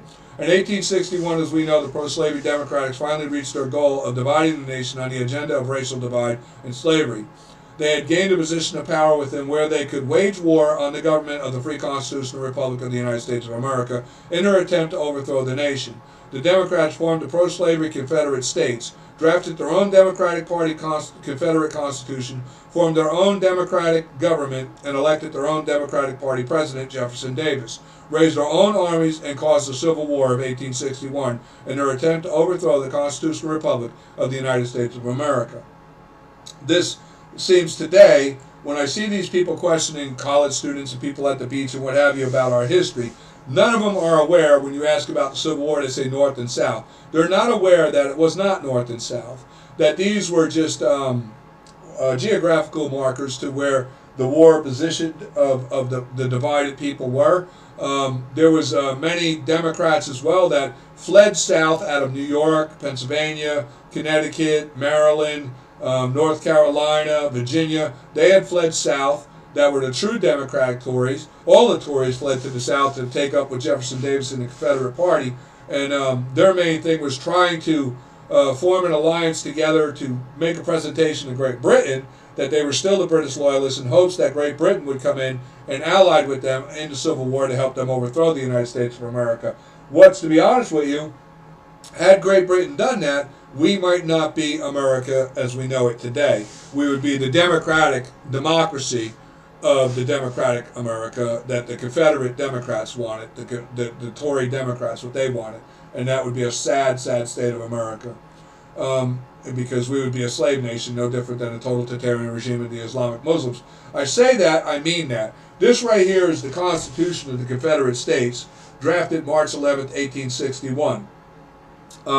In this Constitution, I want to find here, you'll see right here in Section 9, Paragraph 4, no bill of attainder ex post facto law, a law denying the impairing of the right of property of Negro slaves shall be passed.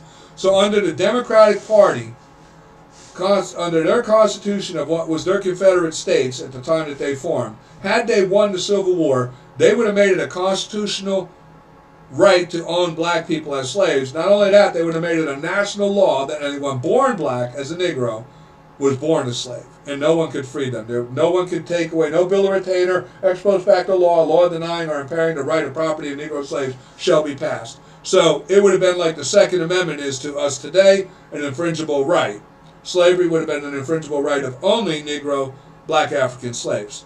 You understand that? You see, not everybody, just the black man. That's what the Democrats would have had. Had they won the Civil War, that would be the state of America. And that's a sad, sad state right here. Now, if you read here, the Confederate States make right to provide for the state to be admitted to the Confederate, also as territory institutions. Right here. Now, here, you see here, and this is an Article 5, Section 3. Right here, it says here, in all such territories, institutions of Negro slavery as it now exists in the Confederate States shall be recognized and protected by Congress and by the territorial government, and the inhabitants of the several Confederate States and territories shall have the right to take such territory, any slaves lawfully held by them, in any of the states or territories of the Confederate States. So understand, their main objective was to keep slavery. They would have reestablished, and this was the Confederate president of the Democratic Party's Confederate slave states, Jefferson Davis. He was a Democrat. If you look right here, political party, Democrat. The whole entire establishment was under the Democratic Party. This right here is the Confederate slave states' Confederate flag. Some people try to say that that's a battle flag. Nicholas Marchell was the guy who designed the uniforms for them and as well the flags. I'll include links to this, and I'm going to do another video just on this Confederate flag so people understand the truth about it. As you can see right here underneath, it says the second national flag of the Confederate States of America. So understand, it was not a battle flag. This was propaganda. As we go into the 1900s, you're going to understand the Democrats propagated these lies to mislead people because they didn't want people to understand the truth of what that flag represents. The Confederate flag right here with the X on it, the blue, what looks like an X, is actually the cross of St. Andrew, I think, or St. Christopher of the Scottish, and the red background represents that of Ireland's loyalist. The Scottish loyalist is the flag of St. I'll just look it up real quick.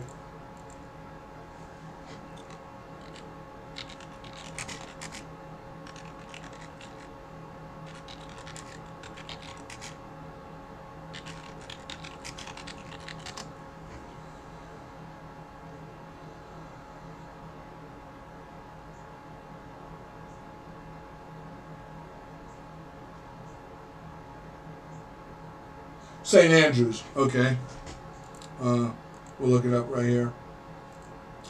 The Confederate flag was St. Andrews cross. I might even be in here since that's the thing. That might be the thing we're looking for. Let's see.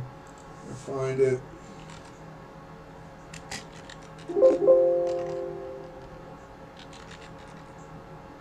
Right here. Once or twice. Okay, once. Okay, right here. According to Koskik, the St. Andrew's Cross, also used in the flag of Scotland as a white saltire on the blue field, had no special place in southern unography at the time. Okay, whatever. But anyway, my point is this. This flag was designed right here, the Confederate flag. These right here, second national flag, 12-star variant national flag, variant captured flag. You see, these were national flags of the Democratic Party's Confederate slave states. This is the third national flag after March 1865. Third national flag as commonly manufactured with a square canton right here, as you can see. And that was a St. Andrew. Now, the purpose of this flag, because at first they had what was known as the Stars and Bars. That's this flag right here. Now, the Stars and Bars flag, there was a Tory who rejected that flag. And the reason they rejected that flag is they didn't want nothing that represented anything American, because they weren't American. They were the British Loyalist Tory. And the Democratic Party knew who they were. They wanted a flag that sent a clear message to Great Britain that they were still the Tory loyalists. They were still loyal to Great Britain. They were hoping to attract Great Britain, and that's what this flag was. This flag was designed to represent the loyalists of Scotland and England to Great Britain. That's what that flag represents. That, like I said, that blue cross is the cross of St. Andrew of Scotland's loyalty to Great Britain, and the red background was Ireland's loyalty to Great Britain. That's what their flags represented by those colors and those schemes. And this was a representation of the American Democratic Tory telling Great Britain, we are still with you, we're about to overthrow this country, we want you to come in and ally with us. Now, I don't have anything up on this, but I do know the history, so I'm just going to go ad lib this. The reason why Great Britain did not ally with the Democratic Tory of the Confederate slave states, of the Democratic Party, was because we had Abraham Lincoln at the time, which I think let's just go back here, we can get to where we're at. Catch up right here, the overview of the Civil War. We're at the Constitution, Jefferson Davis, and then we have the flag where we're at, and then here we have Abraham Lincoln, who is the Republican Party's president to abolish slavery. And that's what he wants. He's the guy who does the Emancipation Proclamation, if you know your history. Abraham Lincoln was the man who was a Republican. So you understand, it was the Republicans who were anti-slavery, and they had been anti-slavery and abolishing slavery throughout the progression of our nation. At the time of the Civil War, there was, I believe, 17 free states, or 19 free states and 17 slave states. That's how divided the nation was. And the Republicans were in charge of the United States Constitution, Free Republic of the United States Constitutional United States of America, which were free. There was no slavery. It was the Democrats who were in charge of the Confederate slave states of the Democratic Party. Abraham Lincoln, like I said, was a Republican, and what I'm looking for here, right, is real quick, we're going to see here, this will progress. This is a map, will progress 1800, and you can see at the bottom right here as it lights up, we got 1821, there was 12 and 12, 12 free, 12 slave, 1837, 13 slave, 13 free, 1846, no change, 1846, no change. 1858, there was 15 slave states, 17 free states. 1861, 19 free states, 15 slave states. I think that's what I said. But that's the way it was right here. We won that Civil War, thank God. And so where are we at here? Okay, so here. So now I'm going back to that. Let's go back. Okay, so we have here Lincoln and Liberty, right? Now, here's the thing. Abraham Lincoln was president, but we also had ambassador to Russia was a man named Cassius Marcellus Clay. Now, you may know that name from Muhammad Ali because he was named after that guy. He was a great Kentucky Republican who was an anti-slavery activist. He had set up schools, trade schools for runaway slaves for years to help them learn a trade. He had set up schools teaching them to read so that when they came into the free territory states, Cassius Clay would help them be able to acquire a life and get a means about them so they could survive and educate them. He was never a slave owner, didn't want nothing to do with slaves. He wanted to abolish slavery. Lincoln had appointed him the ambassador to Russia. And now, with his ambassadorship to Russia and his speaking with the Russian leaders at the time, it was Cassius Marcellus Clay who had got Russia to ally with the Union Republicans in the United States of America. So pretty much Russia told Great Britain that if you allied with the Democrats, they were going to ally with the United States Americans of the Republicans. And Great Britain had just got through with some major war issues going on, being the totalitarian monarchy they were. And their resources and everything were pretty depleted. And even knowing that the Democrats were pretty much dominant of half the states in the United States, they did not have the political match for that of the United States of America's Republicans. And combined with Russia, there was no match for Great Britain and the Democrats to be able to do it, so Great Britain stepped aside. But they did aid, Britain did aid them. They did build them a ship of frigates. They did, and then the Islamic Muslims aided them. The Muslims were providing them with gunpowder, bullets, and rifles. So they did have their allies aiding them secretly, but they wouldn't recognize them publicly or governmentally with world alliances because they didn't want to have issues with Russia and the United States and them being pulled in as enemies and being attacked by us and seeing that they're aiding and assisting them in their attempted overthrow of the United States of America. But this is the facts of how things fell. Following the Republicans and the Free Constitution of the United States of America administration of Republicans Abraham Lincoln defeating the pro-slavery Democratic Party's Confederate States, the Democrats as prior took the patience in waiting out the time to when the nation's posterity would again become ignorant of their nation's history and forget that the Democrats are the enemies. The Democrats, it appeared, had covered their bases in being prepared for a potential defeat in the Civil War, and this would become apparent upon the assassination of Republican President Abraham Lincoln. Upon the conclusion of the Civil War, Lincoln's biggest mistake was picking Andrew Johnson as vice president, as Johnson was a stern Democrat who, in the heat of the Civil War in the year of 1863, a year after being appointed by Abraham Lincoln as the military governor of Tennessee, he freed his slaves to gain favor with the Republicans, and that he did as the following year in 1864 election Abraham Lincoln picked Andrew Johnson as his running mate for vice president. I wrote this out in notes so I could read this to you to try and get through this because we're running in a heavy time here. Upon the Democrats' assassination of Abraham Lincoln, April 1865, Andrew Johnson would become the President of the United States, and just like that, the Democrats would again be in control of the nation. Andrew Johnson knew he had no choice but to do as he was told, that the Democrats would kill him as well. As they made clear, Andrew Johnson is the father of what is known as a rhinos, Republican in name only. Andrew Johnson faced impeachment his whole time as president. He was known as King Andy as well. There was as well more than several threats to hang him for treason. It was due to Andrew Johnson the Democratic Party was allowed to continue in the United States. For a full understanding of the events of Andrew Johnson and what he did, watch my video Part 5 History. I will include a link with the YouTube upload of this video. That explains a lot about King Andy, who he was, how he committed treason, and what he did in freeing all of them, because I don't want to go too much into it. Like I said, we're trying to get through this, and it takes a long time. These things are very important, and the length of what it takes for me to do these videos gets lengthy. But we're going to go here.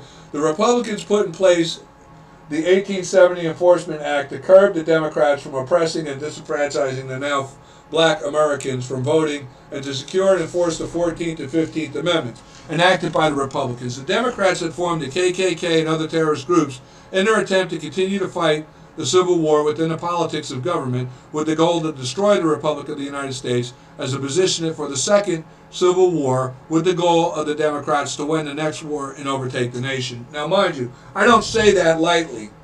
I wrote that, and I say that because it's evidence of fact. They, though, lost the Civil War. As I said to you before, wars never end, they just pause.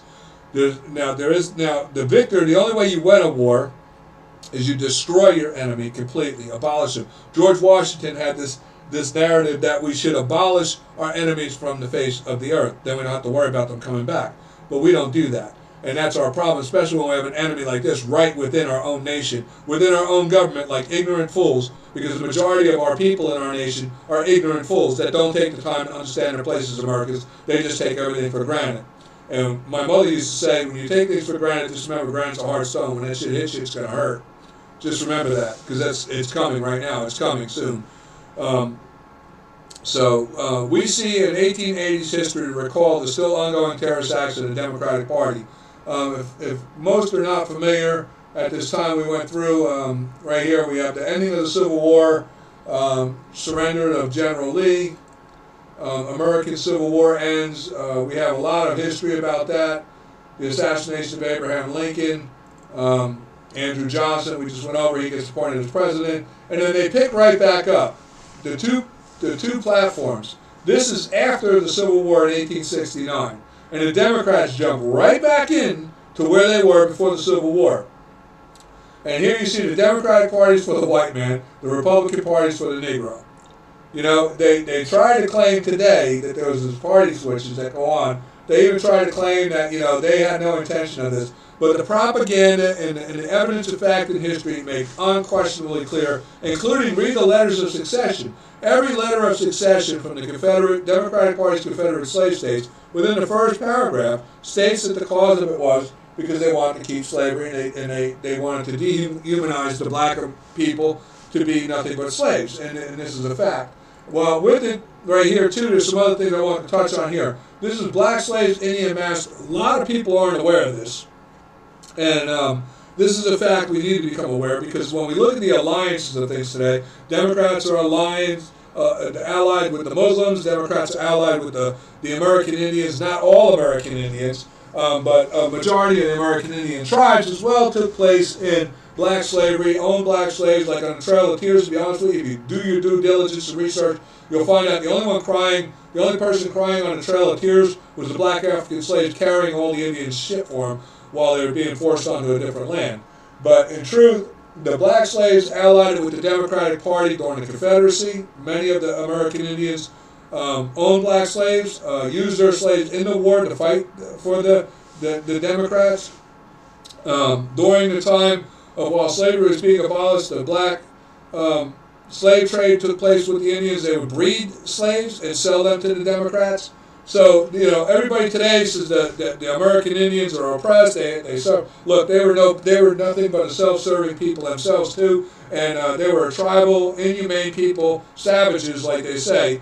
And though there was some peaceful among them, not all, like I say, but the majority of those were just as evil in nature as that of the Democratic Tory. So, now the Democrats went on to form the Ku Klux Klan.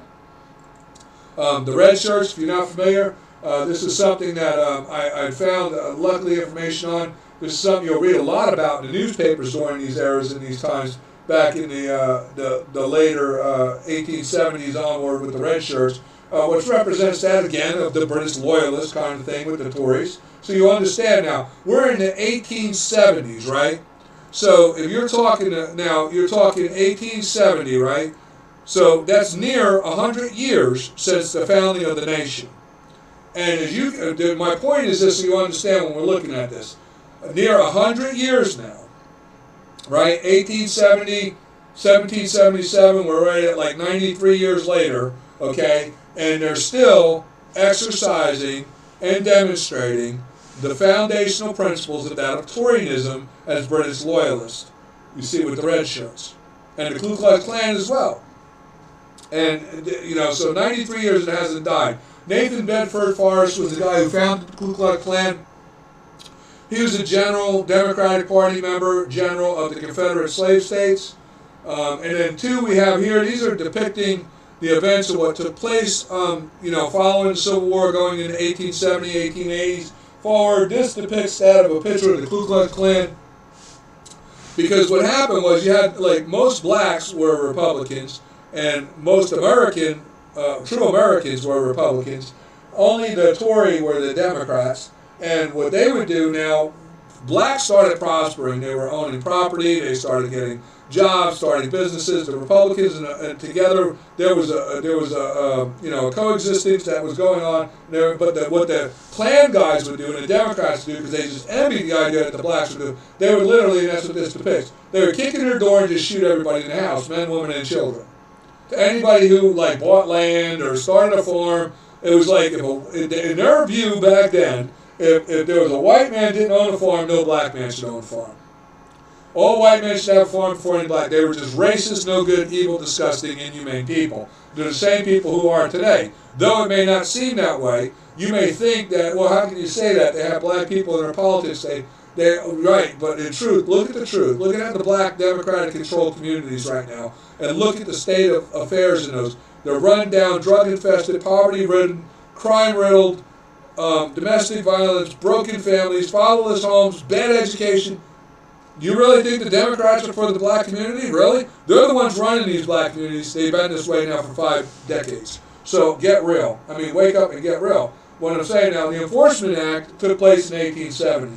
The Republicans had to do the Enforcement Act. This is where we come up, and we force by federal mandate that the rights of the now free black Americans be protected. But what did the Democrats do? The Southern Democrats, as part of a white insurgency during the Reconstruction era, in the Southern United States, was devised by the Democratic Party in that state to overthrow the Republican Party in Mississippi. You see, these people were constantly, and the Ku Klux Klan has a mission statement to overthrow the Republican Party. And in some of these things, like here in the Mississippi Plan, you start to get to realize that it was not a North or South issue. This was a political ideology of humanity issue, or inhumanity, I should say, of the Democrats. And this plan here, as we go forward, we see here Knights of Labor Union. Now, Republicans don't like unions. We're touching again. If you watch my videos, you understand we went through this Knights of Labor. Now, the Democrats, now with their political position again, after they killed Abraham Lincoln, you had Andrew Johnson. Democrats were now again able to now establish for like the last decade a position in government again, in the House, the Senate, and what have you. Now they've established the Knights Labor Union. And what the Knights Labor Union is doing is utilizing out of the Ku Klux Klan and the red shirts to terrorize people. And this was right here on this day in history. In 1870, the 15th Amendment was ratified. It's, protecting the black Americans and their right, the Bill of Rights to vote, and giving them an inalienable right, to be secure in their person's place, and ensuring that, these people have the same equal rights as everybody else. This was all part of what was known as the Enforcement Act of 1870. The Republicans were pushing for the Enforcement Act. The more we tried to push for equality for the black Americans now freed, the Democrats would devise all kind of methods to disrupt this, of what would lead to like the Jim Crow laws, the Ku Klux Klan terrorist points. Right here's a good document on this, making of the federal enforcement laws of 1870 to 1872. I'll include links to all these things here. But to understand, when we look back and we see, like today you get a lot of people, like I said, with the party switch. The Mississippi Plan right here was developed by white Southern Democrats as part of a white insurgency during the Reconstruction era. In the southern United States, it was devised by the Democratic Party in that state to overthrow the Republican Party. So, do they still have that ideology today? I wonder. Let's take a listen and see. This is what Democrats say today about the Republican Party. If you read the newspapers back in those days, 1870s, you'll see the writings match exactly the words to what this Democratic platform right here is saying. We have to collectively, in essence, burn down the Republican Party. We have to level them, because if there are survivors, if there are people who weather this storm, they will do it again. Is shunning these people. Shaming these people is a statement of moral indignation that these people are not fit for a polite society. Burn down the Republican Party. We have to level them, because if there are survivors, if there are people who weather this storm, they will do it again. Trump can still live in a version of the bubble that he and the 69 million morons who voted for him have lived in since 2015. Inside Trump world, it's fun and exciting, and there's no pandemic, and nothing but white people and lots of guns, and everybody will be a billionaire soon. There are a lot of friends who I had to really get rid of, because they are so nonsensical when it comes to this issue. They have every single talking point that they hear on state TV. And this guy right here, Don Lemon, right? What an idiot. This is a black American man who is as ignorant as a goddamn rock, because he's a Democrat. And when you listen to this guy with the history we're looking at right now, and as we progress forward to the truth of how this continues on, this history never goes away. The Democratic agenda never goes away. It's still alive and thriving very much today as it was in 1870, as it was in 1777. Nothing has changed with these Democrats. But I can't understand how a man like him, who has access to the internet, access to information, he's a black American, but yet he still is literally as ignorant as a damn rock to the truth of reality, and he's a Democrat. Any black person who's a Democrat is an ignorant fool. If you claim to be educated, you are a goddamn fool. I can't blame those within the inner city area who are deprived of proper education, who are forced to live among the democratic societies of which they manufacture these democratic-controlled cities and districts and ghettos like. Those people are subject to the democratic authority and rule over them, that they manufacture them into that society that way. This guy has no excuse outside of just being totally either a complicit, friggin', I don't know, I just can't understand. I can't wrap my head around it. But and that they hear from this president, they repeat it and they are blinded by it.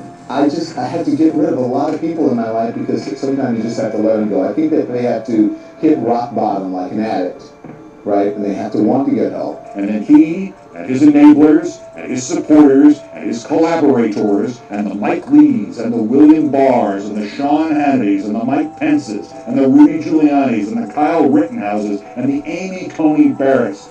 As you can hear in these things, when these people go in these tirades, like they cover such and you can see this is the same way. And when you hear this kind of ranting, and where there's accusations being made, but yet there's no sustainable facts being presented to anything to justify what they're saying, that's when you realize you're hearing bullshit.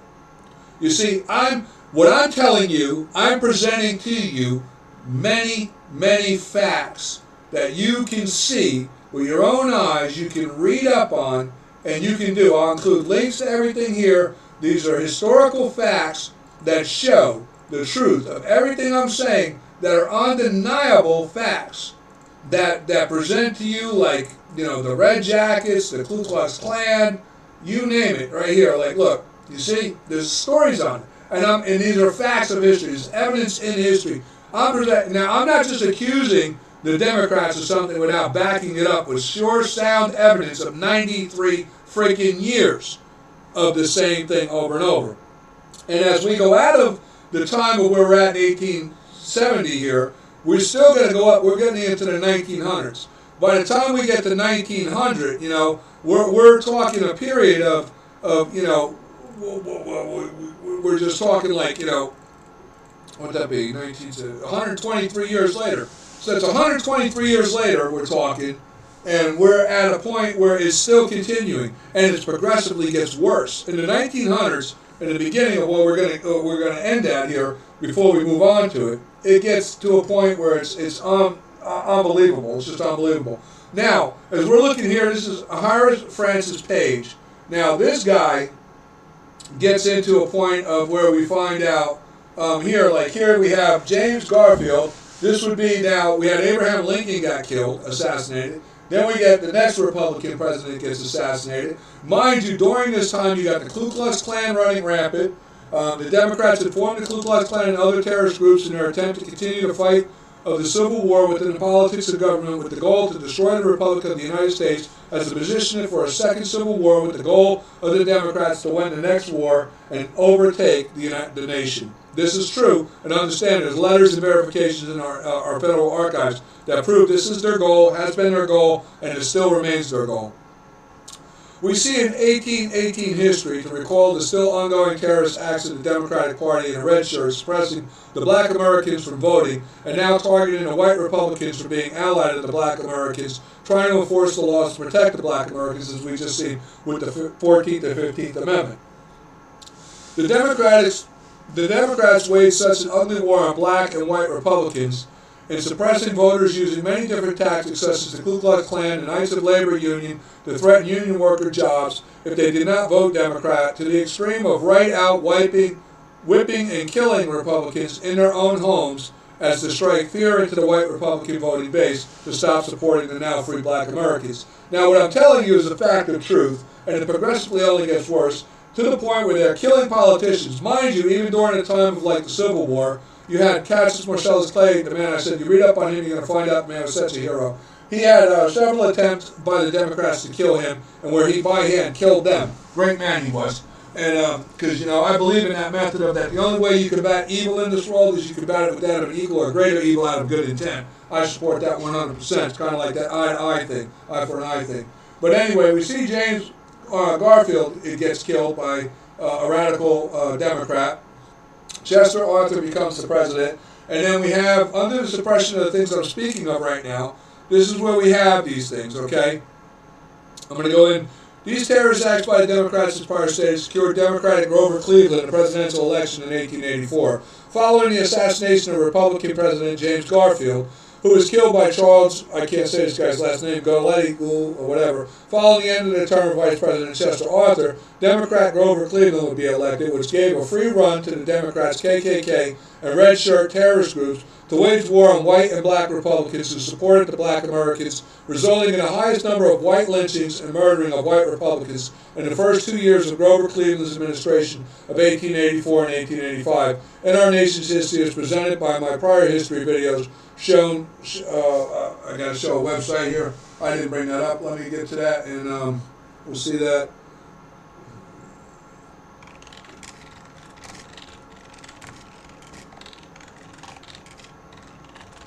Sorry, I have some, like I say, notes written, and I don't have.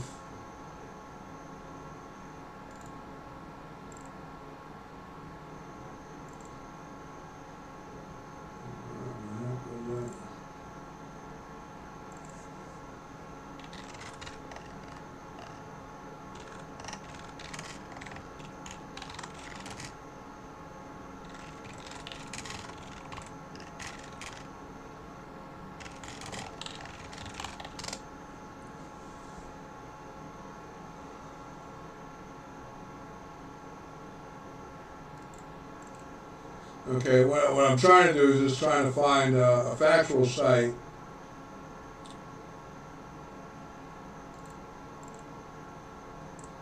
Because most people aren't aware, and during, we're just going to go back to where we're at here.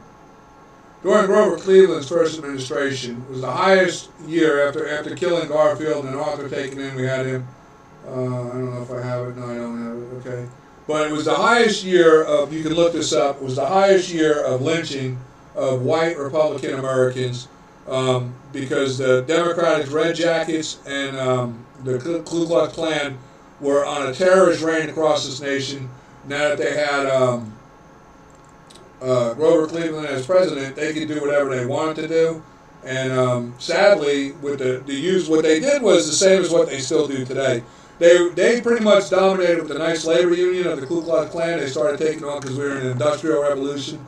They were forcing the blacks, disenfranchising them from any employment in the industrial revolution, and making sure that only white Klan members were getting the foreman jobs at these factories and what have you. They took over the farming industry too with farming unions. So then what they would do, because they weren't winning elections, as you can see from the time of Abraham Lincoln forward, there was a long run of just Republicans and no Democrats until Grover Cleveland. Now, Grover Cleveland was able to get in because by the oppression of the black voter, pretty much blacks were afraid to vote because if they went, they'd get killed. And even after they voted, if they were seen at a voting booth and they leave, if they weren't killed then, their house would be burned. And as you see by the pictures what we were showing before, when the door gets kicked in, the guy shoots the whole family. And this is what was going on. So they just, in fear of their lives, they weren't voting. Republicans, as we know, during the first 2 years of Grover Cleveland, it was the highest lynchings of like 1,200 Republicans a year were being hung and killed in their own homes, some whipped to death, burned down in their homes, whatever, terrorized like you would believe by the Democrats and the Ku Klux, their Democratic Party's Ku Klux Klan and the Red Jackets. And on the union place, pretty much the union bosses would inform everybody that you had to bring some kind of form of proof to show how you voted. If you didn't vote Democrat, you were very highly likely going to lose your job. So if you wanted to keep your job, be able to provide for your family, you were going to vote Democrat. This was how the Democrats were able to get Grover Cleveland elected in 1892, by terroristic means and corruption within elections, is like what they always have been doing in this nation. It's just disgraceful. William McKinley became president in 1896. We see that then there was Teddy Roosevelt, who was his vice president. And, you know, like I said, we wind up with the next assassination of a Republican president again, William McKinley. That's what led to Theodore Roosevelt. And then we had William Henry Taft become president. And then we see Woodrow Wilson. And now we're getting into the 1900 areas where we're getting. But we're going to just read this out here.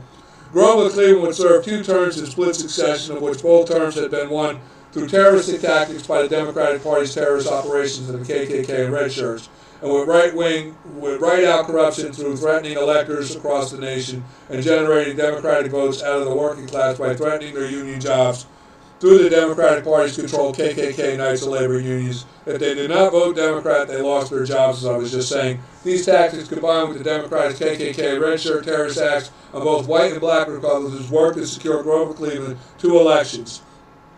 So at this point, like I say, now we're here, and that's where I'm going to conclude this video. We're leaving off in there because now we're going to be going into the 1900s. So up until this point here, like I say, I'll include links to everything within the description on this for everybody to consider. You know, you can do your own due diligence. This was a review of all of the history we just did in parts 1 through 9 on the 1800s history. My next video is going to be breaking into the start of the 1900s, which will be at the conclusion of, sadly, it'll be at the conclusion of when we see the assassination of William McKinley, and then we're going into 1900s, and we approach after William Howard Taft, Woodrow Wilson becoming president, and then with Woodrow Wilson becoming president, we will awaken to the reality of how the ideology of racism, terrorism, and the goal of overthrowing the United States of America and reverting the United States from a republic to that of a democratic democracy is still a 100% full pursuit by the Democratic parties, and their ideology still remains the same. And at the time when we get to that with Woodrow Wilson, we're sustaining a point now of, which would be, he gets it in 1912. So we're looking at a point now that the Democrats on their platform of ideology will be sustaining now for 135 years. And my point is, so you understand, 135 years. That's like more than half the nation's age right now. We're 244 years new. So at this point here, and it still continues, that's what I'm saying, it doesn't end. And the Democrats are still in pursuit, still under the same ideology, still under the same principles and values. So understand, 135 years, like I said, the Civil War ended, the actual war never did. The people, the majority of the people, are absent-minded of what's taking place. They're absent-minded of the history. They're absent-minded of the ideology of who the Democrats really are and who the Republicans really are. And today, as like it was in the founding time, we have a minority of true American Republicans that are true Republic Americans. The majority, though, of Republicans are complicit, self-serving, ignorant, no good, undeserving people, the same as they were in 1777. They're the people who in 1770 would have gone to their knees and kissed King George's ass. Today, they're coward, worthless, wealthy, well-established, very happy, rich Republican Americans who just suck up all the greatness of America and do not a damn thing for it and don't have the balls or guts to do anything to sustain it. They don't care. They're just counting on that minority of true Americans to sustain this nation, which there are enough to do it. So I'm really not too concerned about that. But I'm concerned that the American posterity, that in order to grow that base and secure America, to maintain itself as a constitutional free republic of the United States of America is what we were founded as, in the future for our children, our grandchildren, that it's important we know this history and we know the truth and the facts of that history. So with that said, I'm going to cut back to just me. And I'm going to give my thanks to everybody if you watched my video for this long. Like I said, I'll include the links in it, and I will be doing my video. I apologize for the delay. I have a life, I have a work, I have things I have to do as well to sustain life. And so these videos, in my next video, won't be so long. We'll do these things in segments, as I was doing prior. So until then, thank you all for watching my video. If you took the time to watch it all the way, if you want to comment, ask questions, you can do so below, and I'll do my best to provide whatever information I can to answer any of your questions you may have. Thank you all again for watching my video and supporting me. Share this video at will. Like, comment, do something so that Facebook, well not Facebook, but YouTube sees some kind of an interaction to know that the video has an interest to people that are interested. Otherwise it gets archived, and by being archived it no longer can be found in searches. So like I say, please comment below, share it, do something so that the video stays on the face so people can find it and see it and learn something from it. Thank you all again for watching my video. Have a great week, and I'll see you on the next video. Thank you for your time.